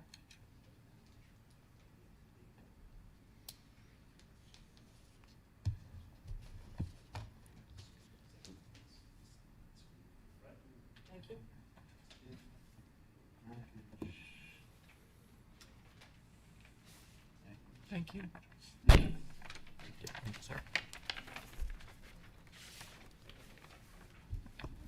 Mayor, trustees, thank you for allowing me to speak during the public portion of today's meeting. I represent the Bayless Avenue property owners. Those are all the property owners on Bayless Avenue, south of the railroad tracks. I'm just going to read this letter. Honorable Mayor Shepro and trustees, we as the individual property owners of home number 5, 17, 16, and 19 Bayless Avenue are requesting that our properties be annexed into the village of Port Jefferson. Our street's only entrance and exit is through the village of Port Jefferson. We represent 100% of the property ownership south of the railroad tracks on Bayless Avenue. The northern 100 feet of Bayless Avenue is already in the village of Port Jefferson. As property owners, we feel we have more of a connection with the village and would like to contribute to the uptown revitalization. Our properties are within walking distance of the Port Jefferson train station, which could benefit from a transit-oriented land use plan. 2 years ago, a presentation was made to the Village Planning Board, see the attached letter, and they supported the proposed plan for a multifamily use on the now zoned light industrial property. There's an aerial, lots 2, 1, and 7 are attached in the aerial. We have met with over 30 village residents living along Sheephurst Road and submit supporting petitions with over 50 signatures and private letters that support the proposed residential zoning. In addition, we have a conceptual agreement with the Suffolk County to tie into the existing Port Jefferson sewers. The annexation process starts with the Village of Port Jefferson at duly organized public hearings with the town of Brookhaven, together with the individual voters within the area to be annexed, establishing that the requested annexation is in the overall public interest. This opportunity to enable new multifamily housing in a transit-oriented district will fill the housing needs of the village and will reduce commuter traffic. We urge the Village of Port Jefferson to start the process to annex our properties. As part of our submission, we ask that you view the following film clip. Thank you for your consideration, property owners Don Jemiah, Sal Governale, Alexander Tunis, and Jim Tunis. A couple of the owners had to leave because they were here a little bit. They had obligations. So thank you for your time. Appreciate it. Thank you.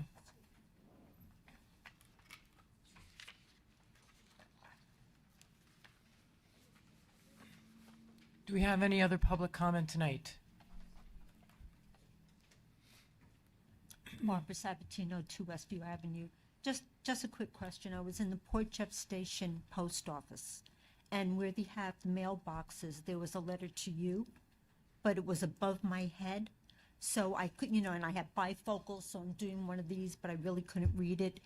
I think it said that they're moving and they wanted to get the village input on it, but I'm not sure because, like I said, it was above my head and I couldn't read it. Do you recall getting that letter? I do. It was a letter that was identifying that the lease is expiring, that the post office will be moving, and they want to explore other locations where they can set up a temporary site that may move into a permanent site that will service the zip codes of 11776, 11777, and 11733. Oh, okay. Mm-hmm. That would be a large So they're facility. seeking alternate site opportunities. And I did share that with the planning department to start deliberating on that. Okay, thank you very much. You're welcome. Can I ask a question on that? Absolutely. Wonderful, thank you. Yeah. Okay, sure. If you want. It just, sometimes people want to leave or lose their train of thought. True. Okay. Other public comment?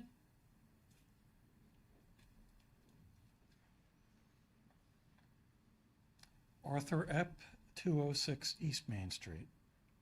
Good evening, Mayor Shepro and village trustees.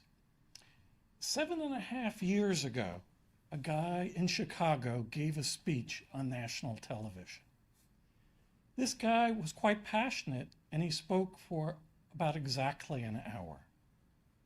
The person I'm referring to is POTUS 44, Barack Obama, and the occasion was his farewell address to the nation. During that speech, President Obama said that it falls upon each and every one of us to be the anxious, jealous guardians of our democracy. I thought, what a marvelous way to describe this. Further on in the speech, the President of the United States, the leader of the free world, said that the most important office in a democracy is the office of citizen. I found that to be remarkable. So thinking about the context of Port Jefferson Village, how do we all conduct our business in this office of citizen? It can be conducted in many places, but from my perception, it occurs mostly in 2. The first place is exactly where I'm standing now at this podium, where we are given this privilege by Mayor Shepro to come up and speak and move forward with our best ideas, expressing them to this board. The second place is about a mile from here, where the polling will occur, where votes are taken on June 18th. I would like to ask the citizens of Port Jefferson Village in this election to engage. We have 3 candidates running for 2 positions. The election time in Port Jefferson is a season of hope, but it's also a time for due diligence. I'm suggesting to the citizenry to get to know our candidates, to take the time to ask them what they have done in recent history as they conduct their office of citizen within the village, and to engage in the process. Because to be an anxious, jealous guardian of democracy takes some work. And again, to all, please show up on June 18th and do your due diligence. Thank you. Thank you, Arthur. Thank you, Arthur. Other public comment tonight?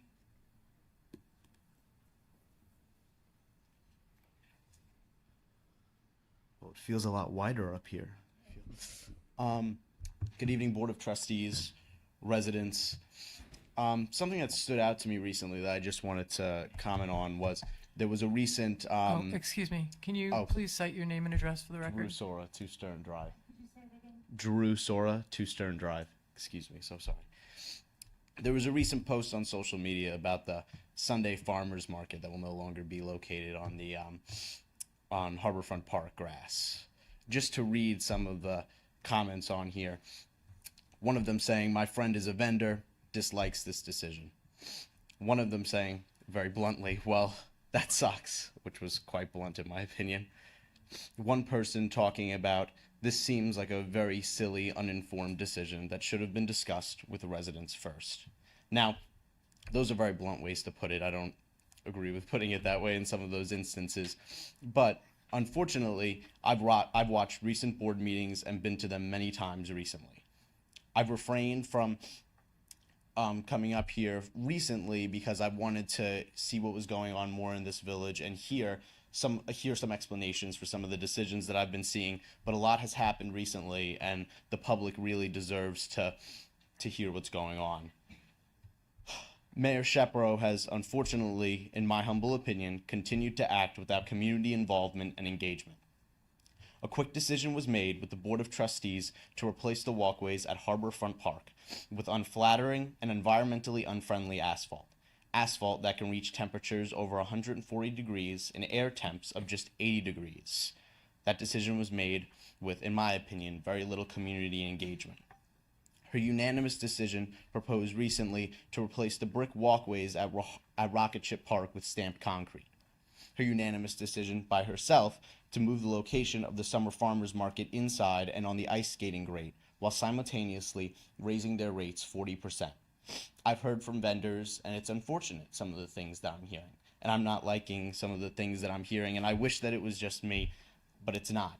And I have to hear from vendors asking me what's going on in the village, and I direct them to these meetings to have them hear what goes on in work sessions about these decisions, and they become more informed that way, and I'm grateful that I'm able to give them that opportunity.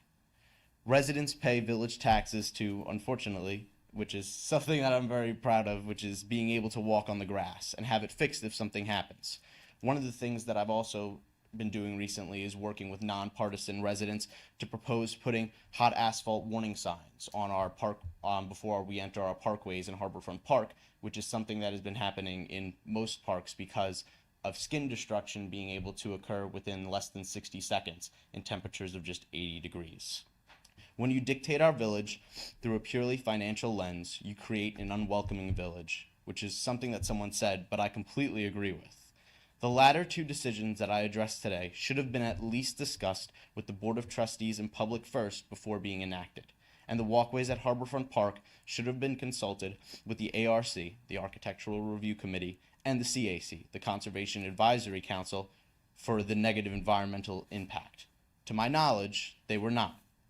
Mayor Shepro, I've seen in the recent months, likes to act quickly and without much chance for the public to truly comment before the change is made. I'm not entirely sure how that equates to the platform of transparency or a career in communications, but what I am sure of is that we're watching residents comment. We're seeing residents become disgruntled. And I've knocked hundreds of doors recently for many campaigns, and most of those conversations have actually evolved into what's going on in this village. So I really, really would appreciate having some either forums or some explanations for some of the things, because we're seeing a lot of residents feeling disgruntled, and it's not something that I'm liking what I'm seeing or hearing, especially from our residents who can't make it to these meetings like this to voice their opinions and their concerns about what has been going on recently in our beloved community. Thank you so much. I'll just say that, in my opinion, all of that disgruntled is on those Facebook pages, and it's an echo chamber. We've gotten no emails. Have we gotten letters? No.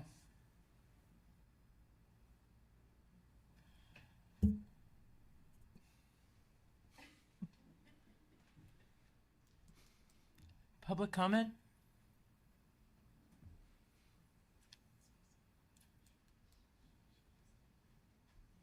Hi there, Zena Ugrinsky. Where do I live? 2 Rosita. Sorry about that. Yes. Okay, so 2 things.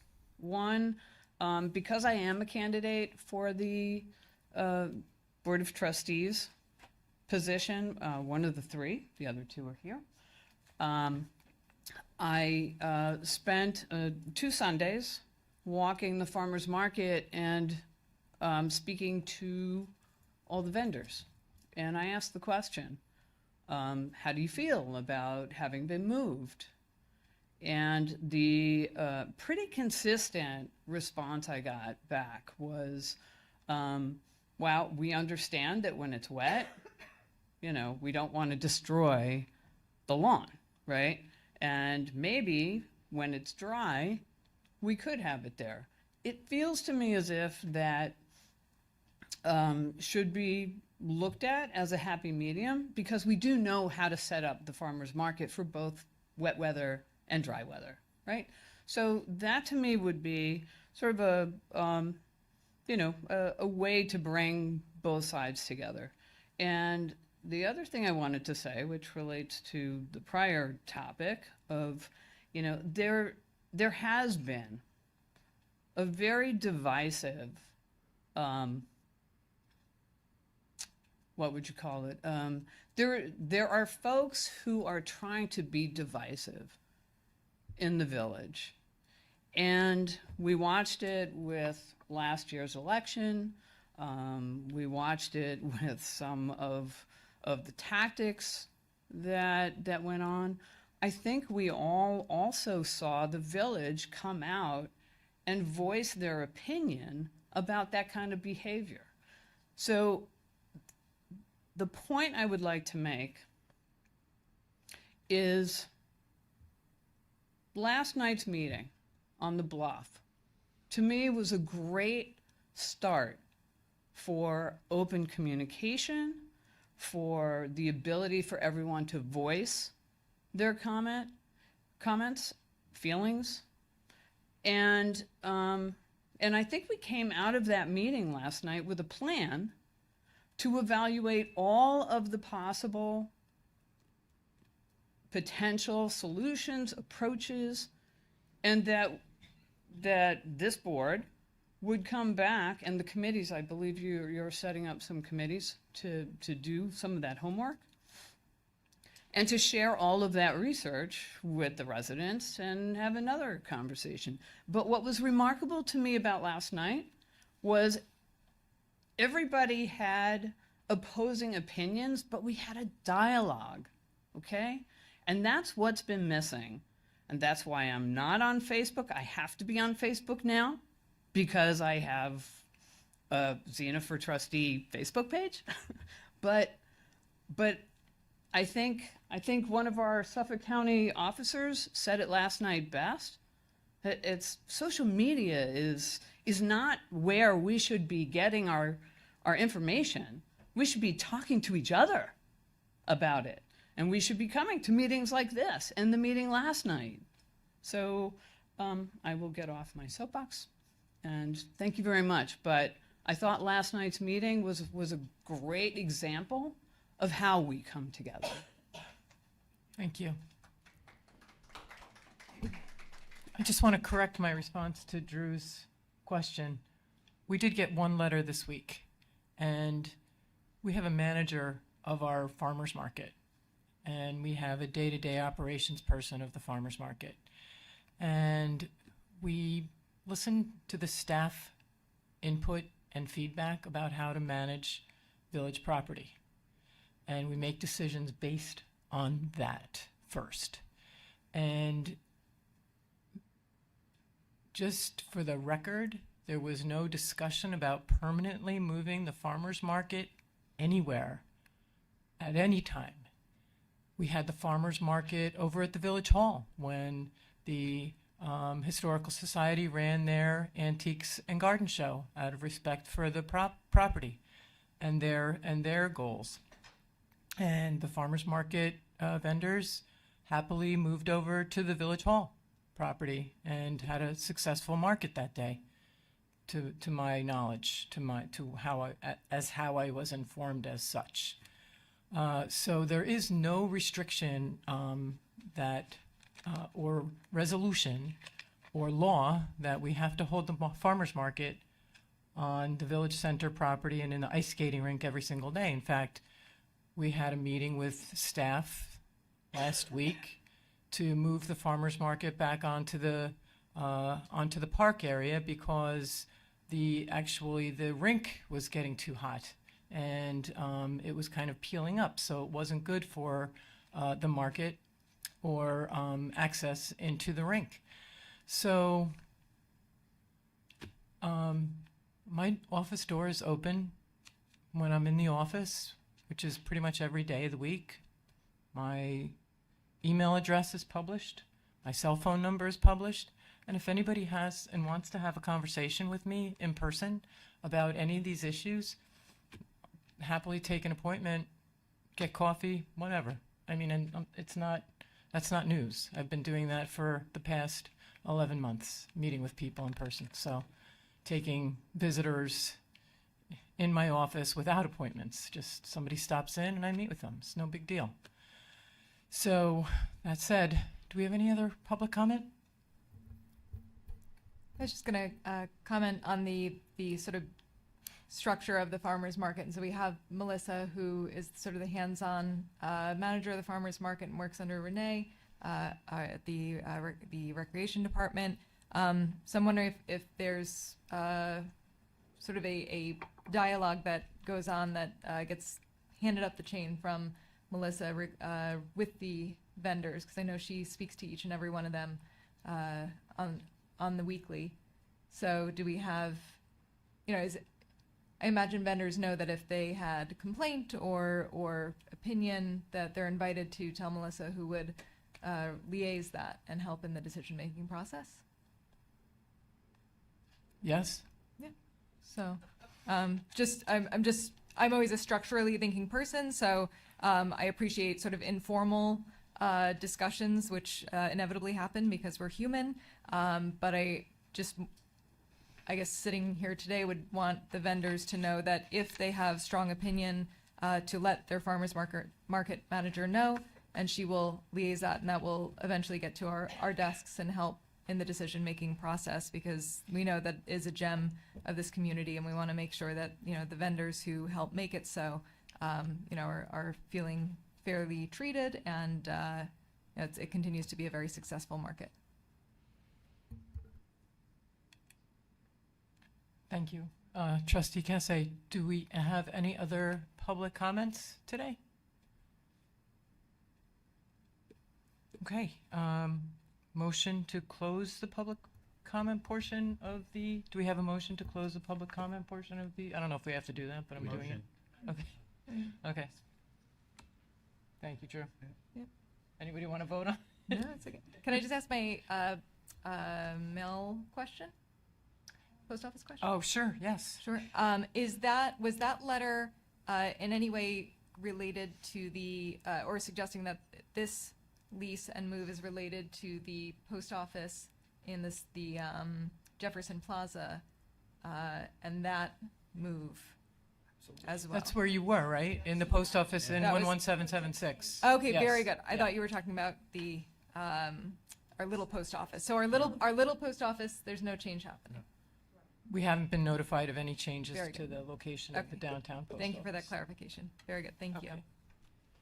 Okay. So, we're going to change up this agenda a little bit, right? We're going to move into executive session out of respect for one of our members who attend the executive session who have to leave at a specific time tonight. So I would take a motion to go into exec. Second? Second. Motion. All in favor? All in favor? Aye. Thank you, Drew. Motion carries. We're heading into executive session, after which And we'll be back. we will be back and we will be voting on action items on the agenda.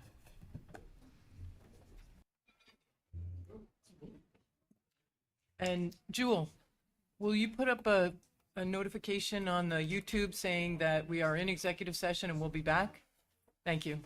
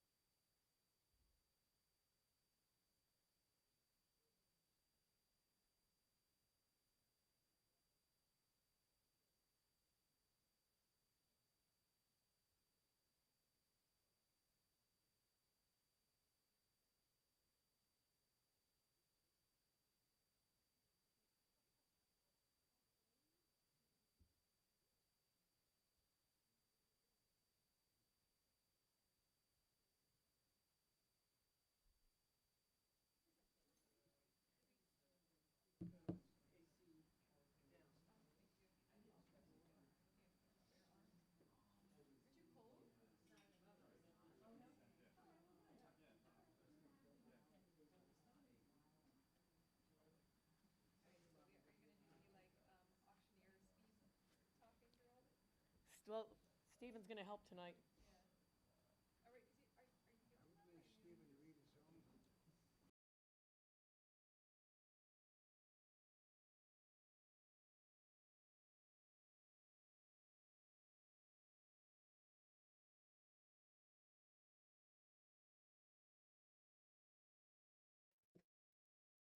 No. No, good. Okay. Sylvia's got to be like the FedEx guy in the commercial. Yes. Jimmy loves the light. Executive session, Clerk Perla, would you like to call the time and motion to return from executive session? Yes, Mayor, thank you. May I have a Close. motion, please, to close the executive session of this evening's meeting at 8:48 PM? May I have a motion? Second. All in favor? Aye. Thank you. Okay, now we'll go to the action on agenda items for portion of the meeting, and I'll turn it over to the clerk, Sylvia Perillo. Thank you so much. Resolution number 52924, resolution approving the minutes of the April 17th, 2024, April 24th, 2024, and May 8th, 2024 meetings of the Board of Trustees of the Village of Port Jefferson. May I have a motion? Motion? Second, Second. all in favor? Aye. Aye. Motion carries. Thank you. Resolution number 52924, resolution approving the request of the Port Jefferson Fire Department to hold the annual Independence Day Parade beginning at 10 o'clock a.m. on July 4th, 2024, and further approving the closure to vehicular traffic of North Country Road beginning at Main Street, the closure of East Broadway, and the closure of Barnum Avenue, and approving the placement and setup of the portable stage to be opposite the Village Hall building. May I have a motion? Do we have a second? Second? All in favor? Aye. Aye. Motion carries. Thank you.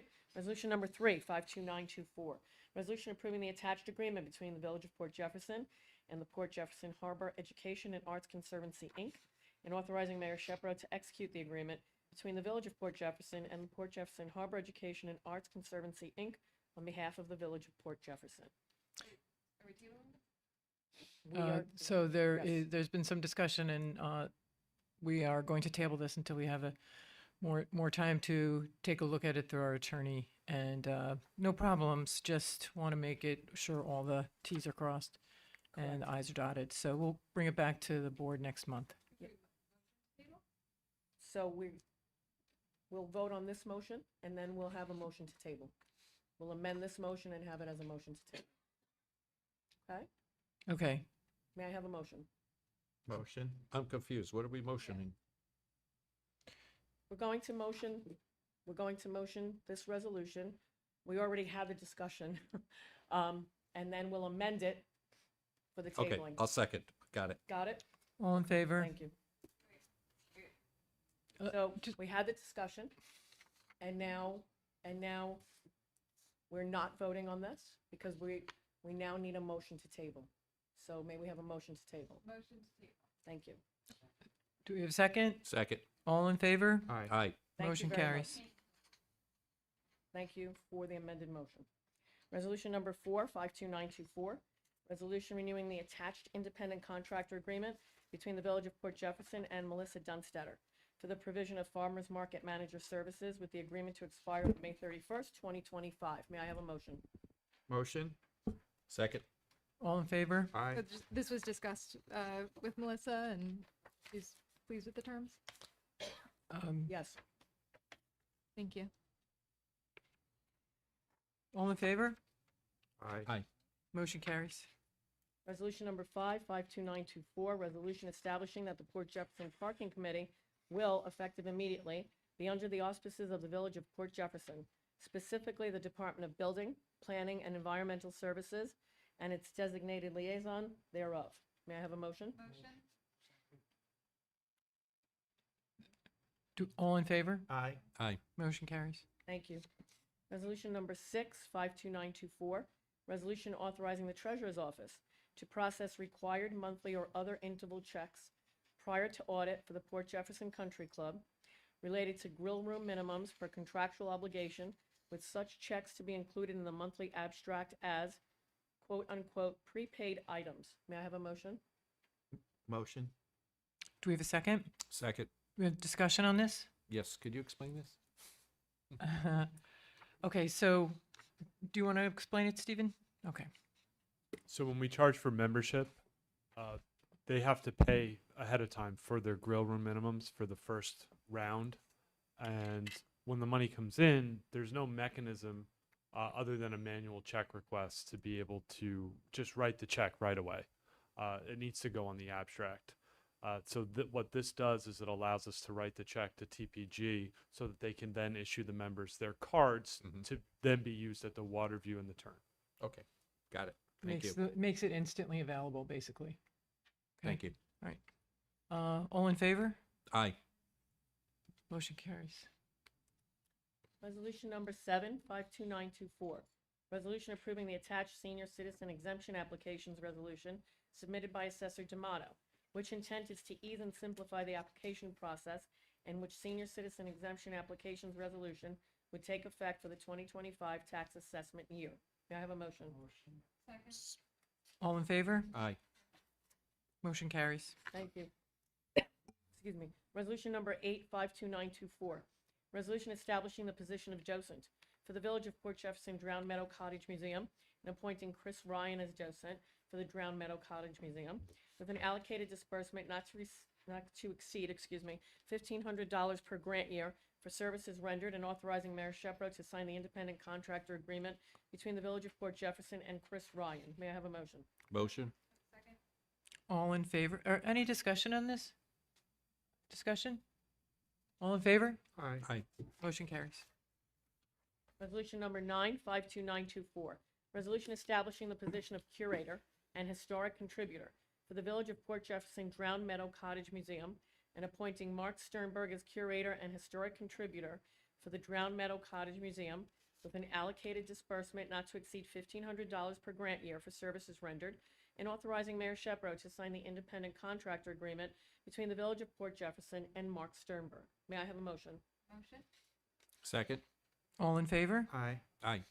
Motion carries. Thank you. Resolution number 10, 52924. Resolution establishing a fixed annual salary of $139,000 for fiscal year 2024-2025 for Port Jeff Country Club golf professional Jacob Anderson, effective June 6th, 2024. May I have a motion? Motion? Second. All in favor? Well, discussion? Is it? Oh, sure. Is, Yes. Is that an increase or is that?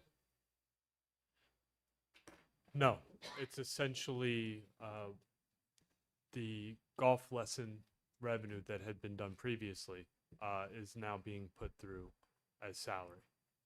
Okay, thank you. Does that make sense, Bob? Mm-hmm.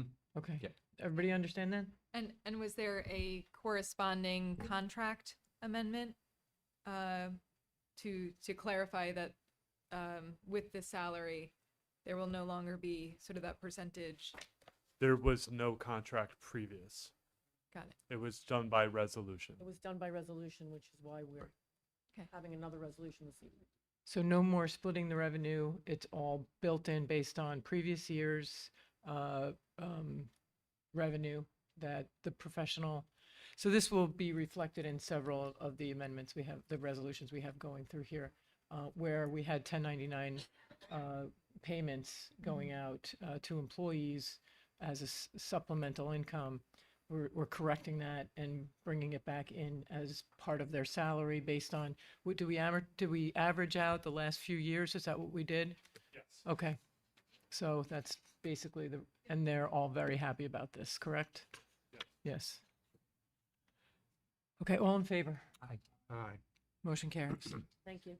Resolution number 11, 52924.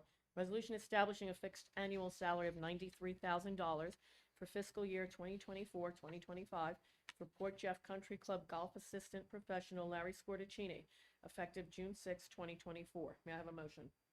Motion. Second. All in favor? Aye. Aye. Motion carries. Thank you. Resolution number 12, 52924. Resolution establishing a fixed annual salary of $72,000 for fiscal year 2024-2025 for Director of Tenants Alex Dank, effective June 6, 2024. May I have a motion? Motion. Second? All in favor? Aye. Aye. Motion carries. Thank you. Resolution number 13, 52924. Resolution establishing a fixed weekly salary of $620 per week for 10 weeks total for part-time seasonal golf professional Danielle Bambola for fiscal year 2024-2025, effective June 1st, 2024. May I have a motion? Second. Question, how many hours per week does that contractually, is there a contract associated with this? No, so how many hours per week if she's part-time? It's going to depend on the week.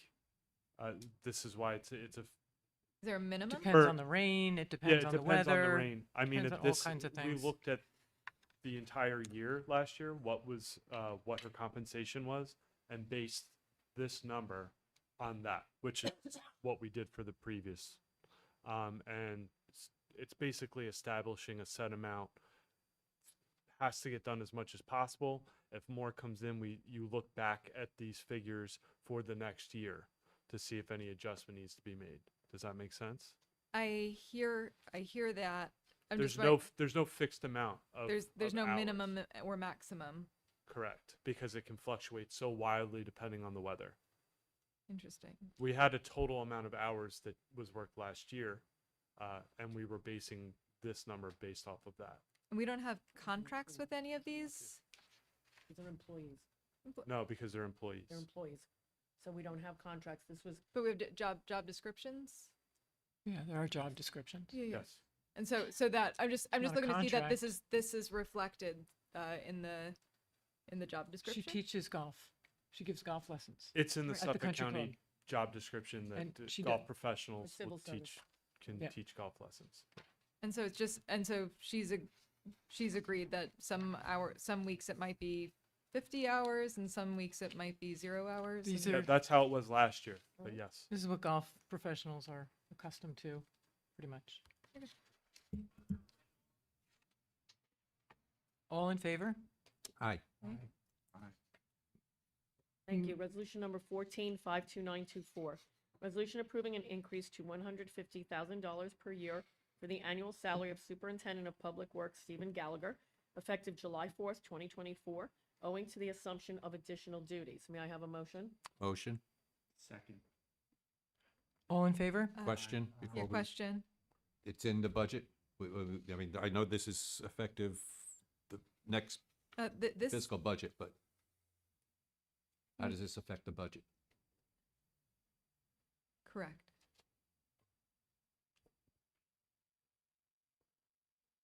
When we look at this, I'm going to be taking a look at how it fits into the budget, but it should fit in. You'll get it in. Yep. Fine. No, I was getting my years crossed. I was like, I thought we were retroacting to last July. I was like, oh, but it's fine. Yeah. All in favor? Aye. Motion carries. Resolution number 15-52924. Resolution removing David Childen from the employment role of the Village of Port Jefferson Code Enforcement Bureau per the letter dated April 19th, 2024 from Chief Andy Owen. May I have a motion? Motion. Do we have a second? Second. All in favor? Aye. Motion carries. Thank you. Resolution number 16-52924. Resolution ratifying the hiring or rehiring of part-time seasonal staff members for the Port Jefferson Country Club per the attached, as submitted by golf professional Jake Anderson and Superintendent of Golf Pat Sullivan. May I have a motion? Motion. Do we have a second? Second. All in favor? Aye. Motion carries. Thank you. Resolution number 17-52924. Resolution hiring part-time seasonal lifeguards and part-time seasonal camp counselors for the Village of Port Jefferson East and West Beaches for June 22nd, 2024 through September 2nd, 2024 per the attached, as submitted by Village Center Manager Renee Lemmerman. May I have a motion? Motion. Second. All in favor? Aye. Aye. Thank you. Motion carries. Resolution number 18-52924. Resolution authorizing the solicitation of bids for the removal and hauling of leaves to a predetermined dump site within the Village of Port Jefferson or within a 2 to 3 mile radius of the Village of Port Jefferson for the Village of Port Jefferson Leaf Pickup Program. May I have a motion? Second. All in favor? Aye. Aye. Motion carries. Thank you. Resolution number 19-52924. Resolution authorizing the solicitation of bids for snow removal from the parking lots and streets within the Village of Port Jefferson to be quoted at an hourly cost for the Village of Port Jefferson Snow Removal Program. May I have a motion? Motion. Do we have a second? Second. Question? Yeah. I'll let you. What, don't our guys do this?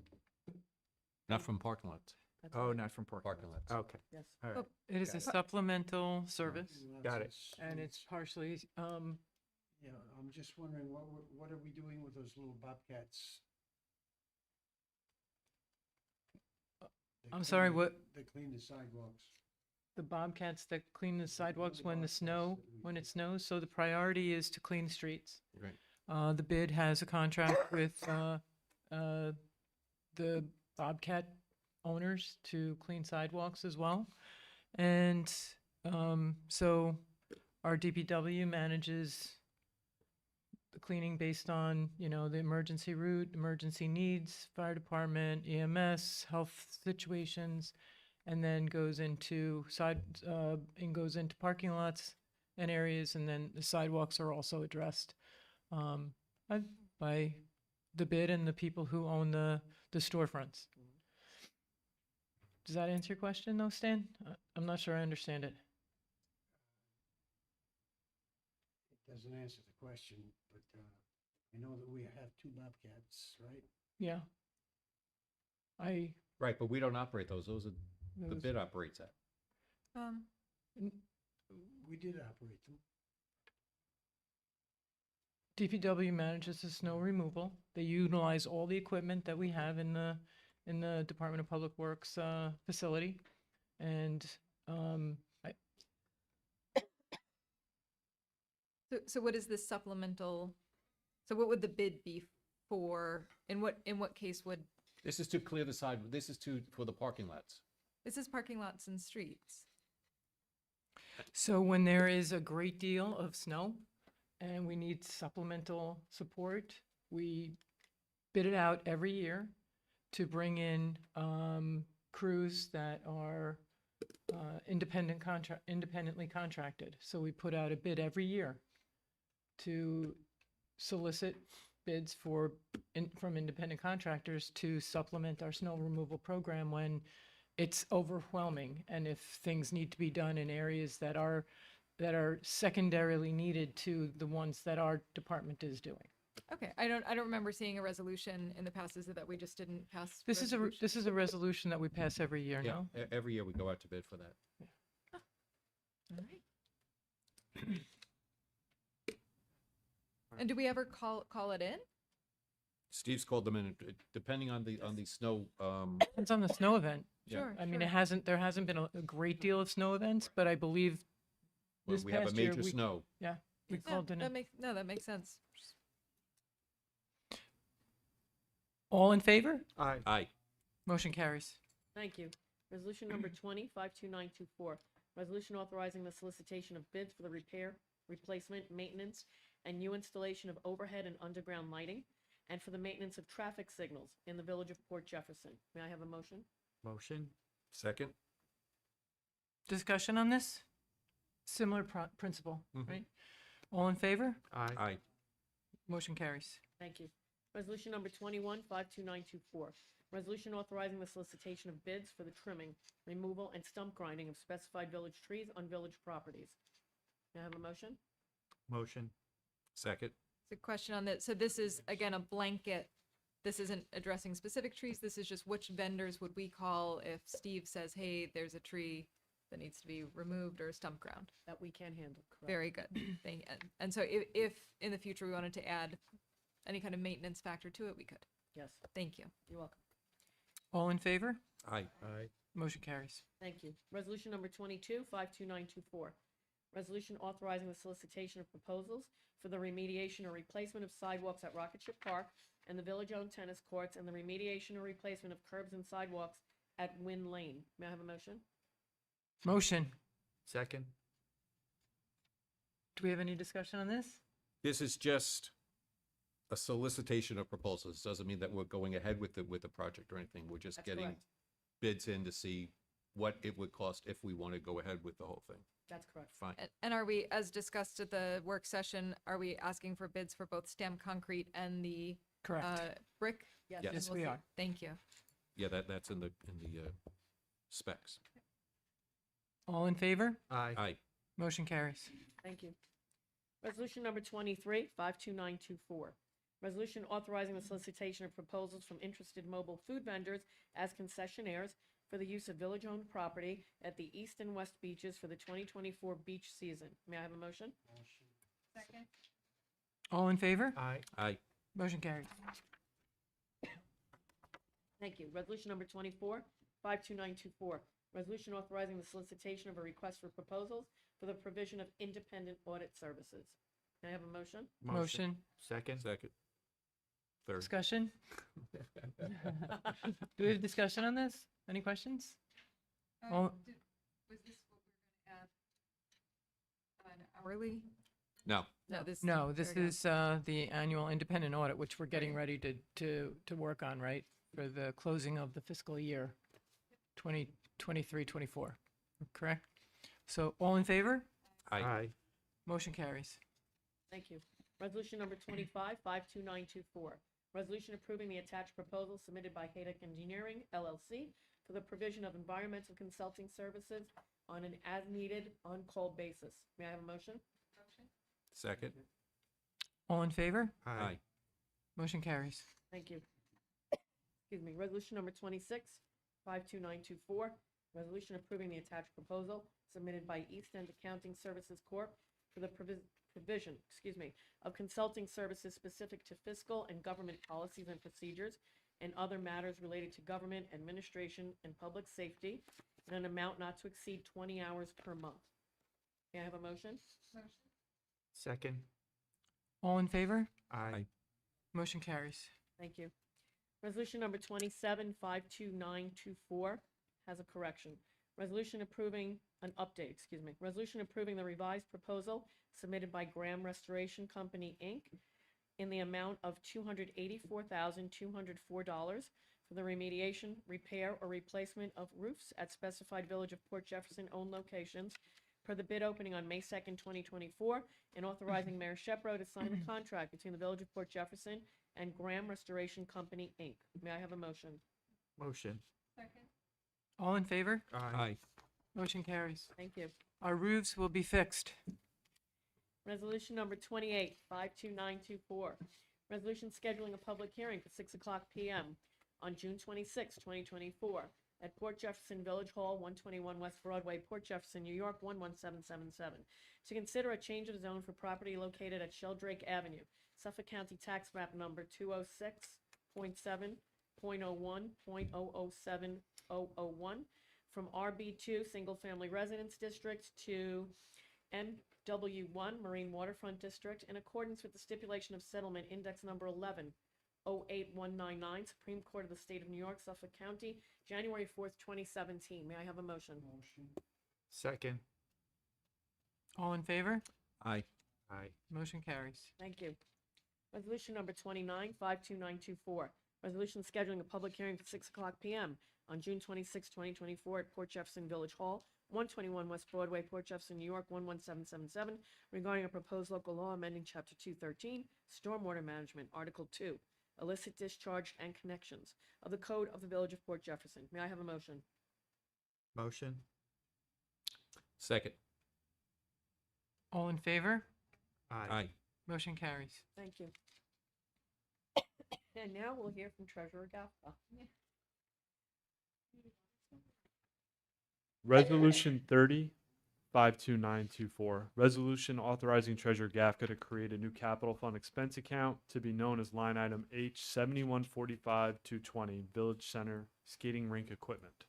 Do I have a motion? Do we have a second? Second. Second. Any discussion? All in favor? Aye. Motion carries. Resolution 31-52924, resolution authorizing Treasurer Gafka to create a new capital fund expense account to be known as line item H5410-205, sidewalk capital improvements. Do I have a motion? Second. All in favor? Aye. Aye. Motion carries. Just a quick question. This is all just housekeeping items to create new lines so that you're breaking out these expenses. That's Yes. correct. In the past, the capital account, the accounting and the line items weren't to GAAP standard, so Got it. this is trying to get it more to that standard. Just clarifying it for the record. Resolution 32-52924, resolution authorizing Treasurer Gafka to create a new capital fund expense account to be known as line item H 3320-210, parking capital improvements. Do I have a motion? Motion? Second? All in favor? Aye. Aye. Motion carries. Resolution 33-52924, resolution authorizing Treasurer Gafka to create a new capital fund expense account to be known as line item H 1620-205, village building capital improvements. Do I have a motion? Motion? Second? All in favor? Aye. Aye. Motion carries. Resolution 34-52924, resolution authorizing Treasurer Gafka to perform attached budget amendment number 30, increasing anticipated revenue in the amount of $43,580 and line item H 5031 interfund transfer, and increasing appropriations in the amount of $43,580 and line item H 7145-220 Village Center skating rink equipment, and requesting that budget amendment 30 be included in the meeting minutes of the May 29th, 2024 meeting of the Board of Trustees. Do I have a motion? Second. All in favor? Aye. Aye. Motion carries. Resolution 35-52924, resolution authorizing Treasurer Gafka to perform attached budget amendment number 31, increasing anticipated revenue in the amount of $43,580 and line item A 4089 federal aid other, and increasing appropriations in the amount of $43,580 in line item A 9950-900 interfund transfer, and requesting that budget amendment number 31 be included in the meeting minutes of the May 29th, 2024 meeting of the Board of Trustees. Second? All in favor? Aye. Aye. Motion carries.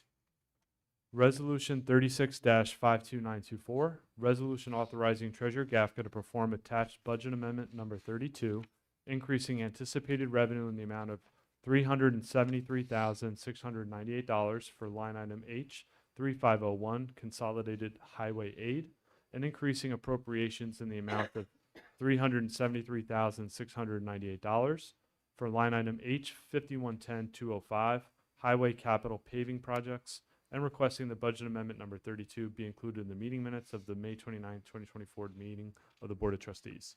Do I have a motion? Motion? So, we need a Do we have a second? Second. I'll second it. Do we have a discussion? So this is increasing anticipated revenue. Is this just moving something to a line item, or we've experienced something that's increasing? So what happened was the state published their budget, and then they allocated the CHIPS money, the grant money for each individual municipality. And this is the total amount of all of those grant funds that the village will be eligible for the upcoming year. So we're increasing the anticipated grant revenue and expenses to be able to do the project and then receive the grant funds in reimbursement. So that's good In the news for capital us. account. Yes, Excellent. Thank you. you're welcome. All in favor? Aye. Motion carries. Resolution 37-52924. Resolution authorizing Treasurer Gafka to perform attached budget amendment 33, increasing anticipated revenue in the amount of $60,000 for line item A 1740 on-street parking fees, and increasing appropriations in the amount of $13,500 for line item A 332402 managed parking credit card fees, and in the amount of $46,500 for line item A 9950-900 interfund transfer, and requesting that budget amendment 33 be included in the meeting minutes of the May 29th, 2024 meeting of the Board of Trustees. Do I have a motion? Motion? Second. Question? Could you explain that? So I had done an original increase budget amendment back in November, I believe, or December, to increase the revenue in the parking fees. We're going to take in 60,000 above that. So what we're doing is we're increasing the revenue line so that I can increase the corresponding credit card fee, and also the overage to then transfer to a capital account to be used in the future for capital improvements. Thank you. All in favor? Aye. Motion carries. Resolution 38-52924, resolution authorizing Treasurer Gafka to perform attached budget amendment number 34, increasing anticipated revenue in the amount of $46,500 for line item H 5031 interfund transfer, and increasing appropriations in the amount of $46,500 for line item H 332210 parking capital improvements, and requesting that budget amendment number 34 be included in the meeting minutes of the May 29, 2024 meeting of the Board of Trustees. Do I have a motion? Second. All in favor? Aye. Motion carries. Resolution 39-52924, resolution authorizing Treasurer Gafka to perform attached budget amendment number 35, increasing anticipated revenue in the amount of $137,000 for line item H 5031 interfund transfer, and increasing appropriations in the amount of $137,000 for line item H 5110-205 capital paving projects, and requesting the budget amendment number 35 be included in the meeting minutes of the May 29, 2024 meeting of the Board of Trustees. Do I have a motion? Motion. Second. All in favor? Aye. Motion carries.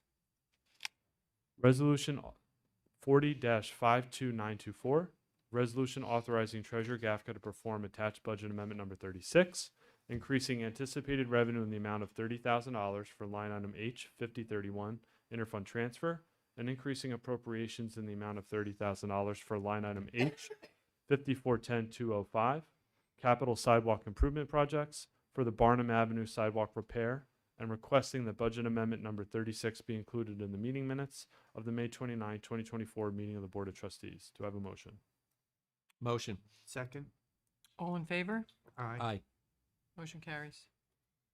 Resolution 41-52924, resolution authorizing Treasurer Gafka to perform attached budget amendment number 37, increasing anticipated revenue in the amount of $309,839 for line item A 4089 federal aid other, and increasing appropriations in the amount of $309,839 for line item A 9950-900 interfund transfer to fund the remediation, repair, or replacement of roofs at specified Village of Port Jefferson owned locations, and requesting that budget amendment number 37 be included in the meeting minutes of the May 29, 2024 meeting of the Board of Trustees. Do I have a motion? Motion. Do we have a second? Second. Question? Thank you. Should this be amended to reflect Resolution 2752-9024 for the total of $284,204? Yes, it should. Thank you. You beat me to it, Rebecca. Ah. Good, great minds, Bob. Great minds. Beat me to it too. Great minds, the whole board. Never All in thought. favor? Aye. Motion Aye. carries.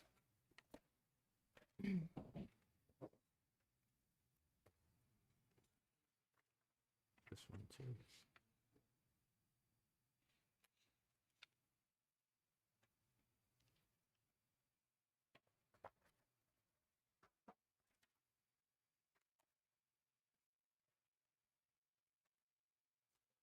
Resolution 42-52924, resolution authorizing Treasurer Gafka to perform attached budget amendment number 38, increasing anticipated revenue in the amount of $284,204, that's a change from the resolution, for line item H 5031 interfund transfer, and increasing appropriations in the amount of $284,204 for line item H 1620-205, Village Buildings Capital Improvement for the remediation, repair, or replacement of roofs at specified Village of Port Jefferson owned locations, and requesting that budget amendment number 38 be included in the meeting minutes of the May 29, 2024 meeting of the Board of Trustees. Do I have a motion?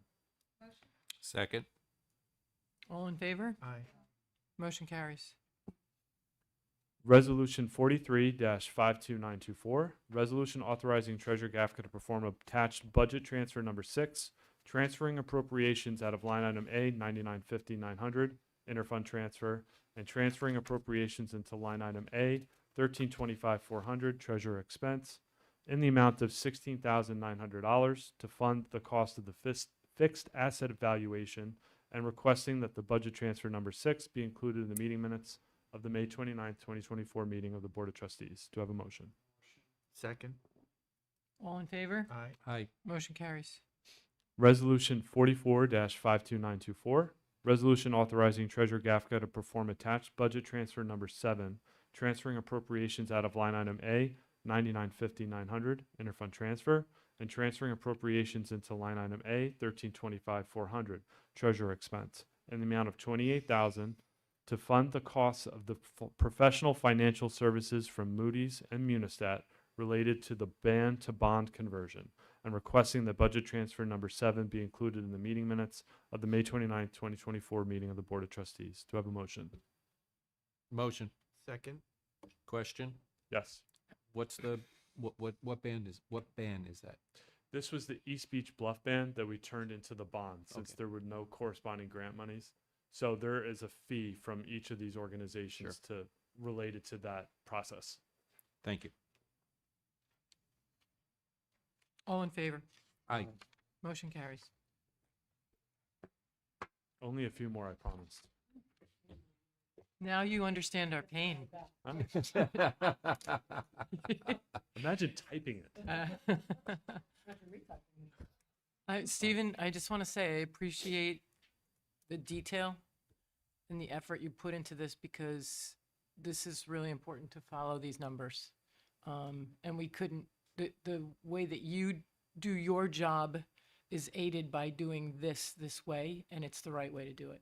So even though it's, it adds 15, 20 minutes to our agenda, I really appreciate, and I hope I speak for the board in saying thank you so much for all the hard work you do. Absolutely. It's providing transparency. Correct. I appreciate that. Thank you. Resolution 45-52924, resolution authorizing Treasurer Gafka to perform attached budget transfer number 8, transferring appropriations in the amount of $19,200 out of line item A, 9950-900, interfund transfer, and transferring appropriations in the amount of $19,200 into line item A, 802430, consultation design services, to fund the walkability study performed by Hayduck Engineering, originally approved on May 15th, 2023, and requesting that budget transfer number 8 be included in the meeting minutes of the May 29, 2024 meeting of the Board of Trustees. Do I have a motion? Second. All in favor? Aye. Aye. Motion carries. They'll finally get paid. Yes. Resolution 46-52924. Resolution authorizing Treasurer Gafka to perform attached budget transfer number 9, transferring appropriations in the amount of $107,000 out of line item A, 5110-405, paving, and $30,000 out of line item A, 5410-400, sidewalk expenses, and transferring appropriations in the amount of $137,000 into line item A, 9950-900 interfund transfer to support the funding for the fiscal year 2025 capital paving project, and requesting that budget transfer number 9 be included in the meeting minutes of the May 29, 2024 meeting of the Board of Trustees. Do I have a motion? All in favor? Aye. Motion carries. Resolution 47-52924, resolution authorizing Treasurer Gafka to perform attached budget transfer number 10, transferring appropriations in the amount of $30,000 out of line item A, 5410-400, sidewalk expenses, and transferring appropriations in the amount of $30,000 into line item A, 9950-900, sidewalk capital improvement projects for the proposed, correction, A, 9950-900 is interfund transfer. Just want to correct that. Too much typing. For the proposed Barnum Avenue sidewalk drainage project, and requesting that budget transfer number 10 be included in the meeting minutes of the May 29, 2024 meeting of the Board of Trustees. Do I have a motion? So what's the proper, is it, Wait, do we have a second? oh, second. Okay, discussion? So what's the proper? So when I was typing, You'll- I Interfund typed transfer the, instead I of was doing sidewalk. two resolutions at the same time. Got They relate to each other, so it's a transposition error. It's interfund transfer. Yeah. Okay. Right. Wrong name. So apparently he's not typing all that much. He's cutting and pasting. Did we vote? Aye. All in favor? Aye. Sorry, yep. I deny the charges. Motion carries. Resolution number 48-52924, resolution approving the check register and warrants dated 5/24/24 as presented by Treasurer Gafka and as approved by Claims Auditor Goodwin. May I have a motion? Motion. Second? All in favor? Aye. Motion carries. Thank you. Resolution number 50-52924, resolution to close the May 29th, 2024 meeting of the Board of Trustees at 9:28 PM. May I have a motion? Motion. Second? Any discussion? Let's have a discussion. Aye. All in favor? Aye. Aye. Okay, motion carries. Thank you very much, Clerk Prillo, Treasurer Gafka, and the Board of Trustees. Thank you.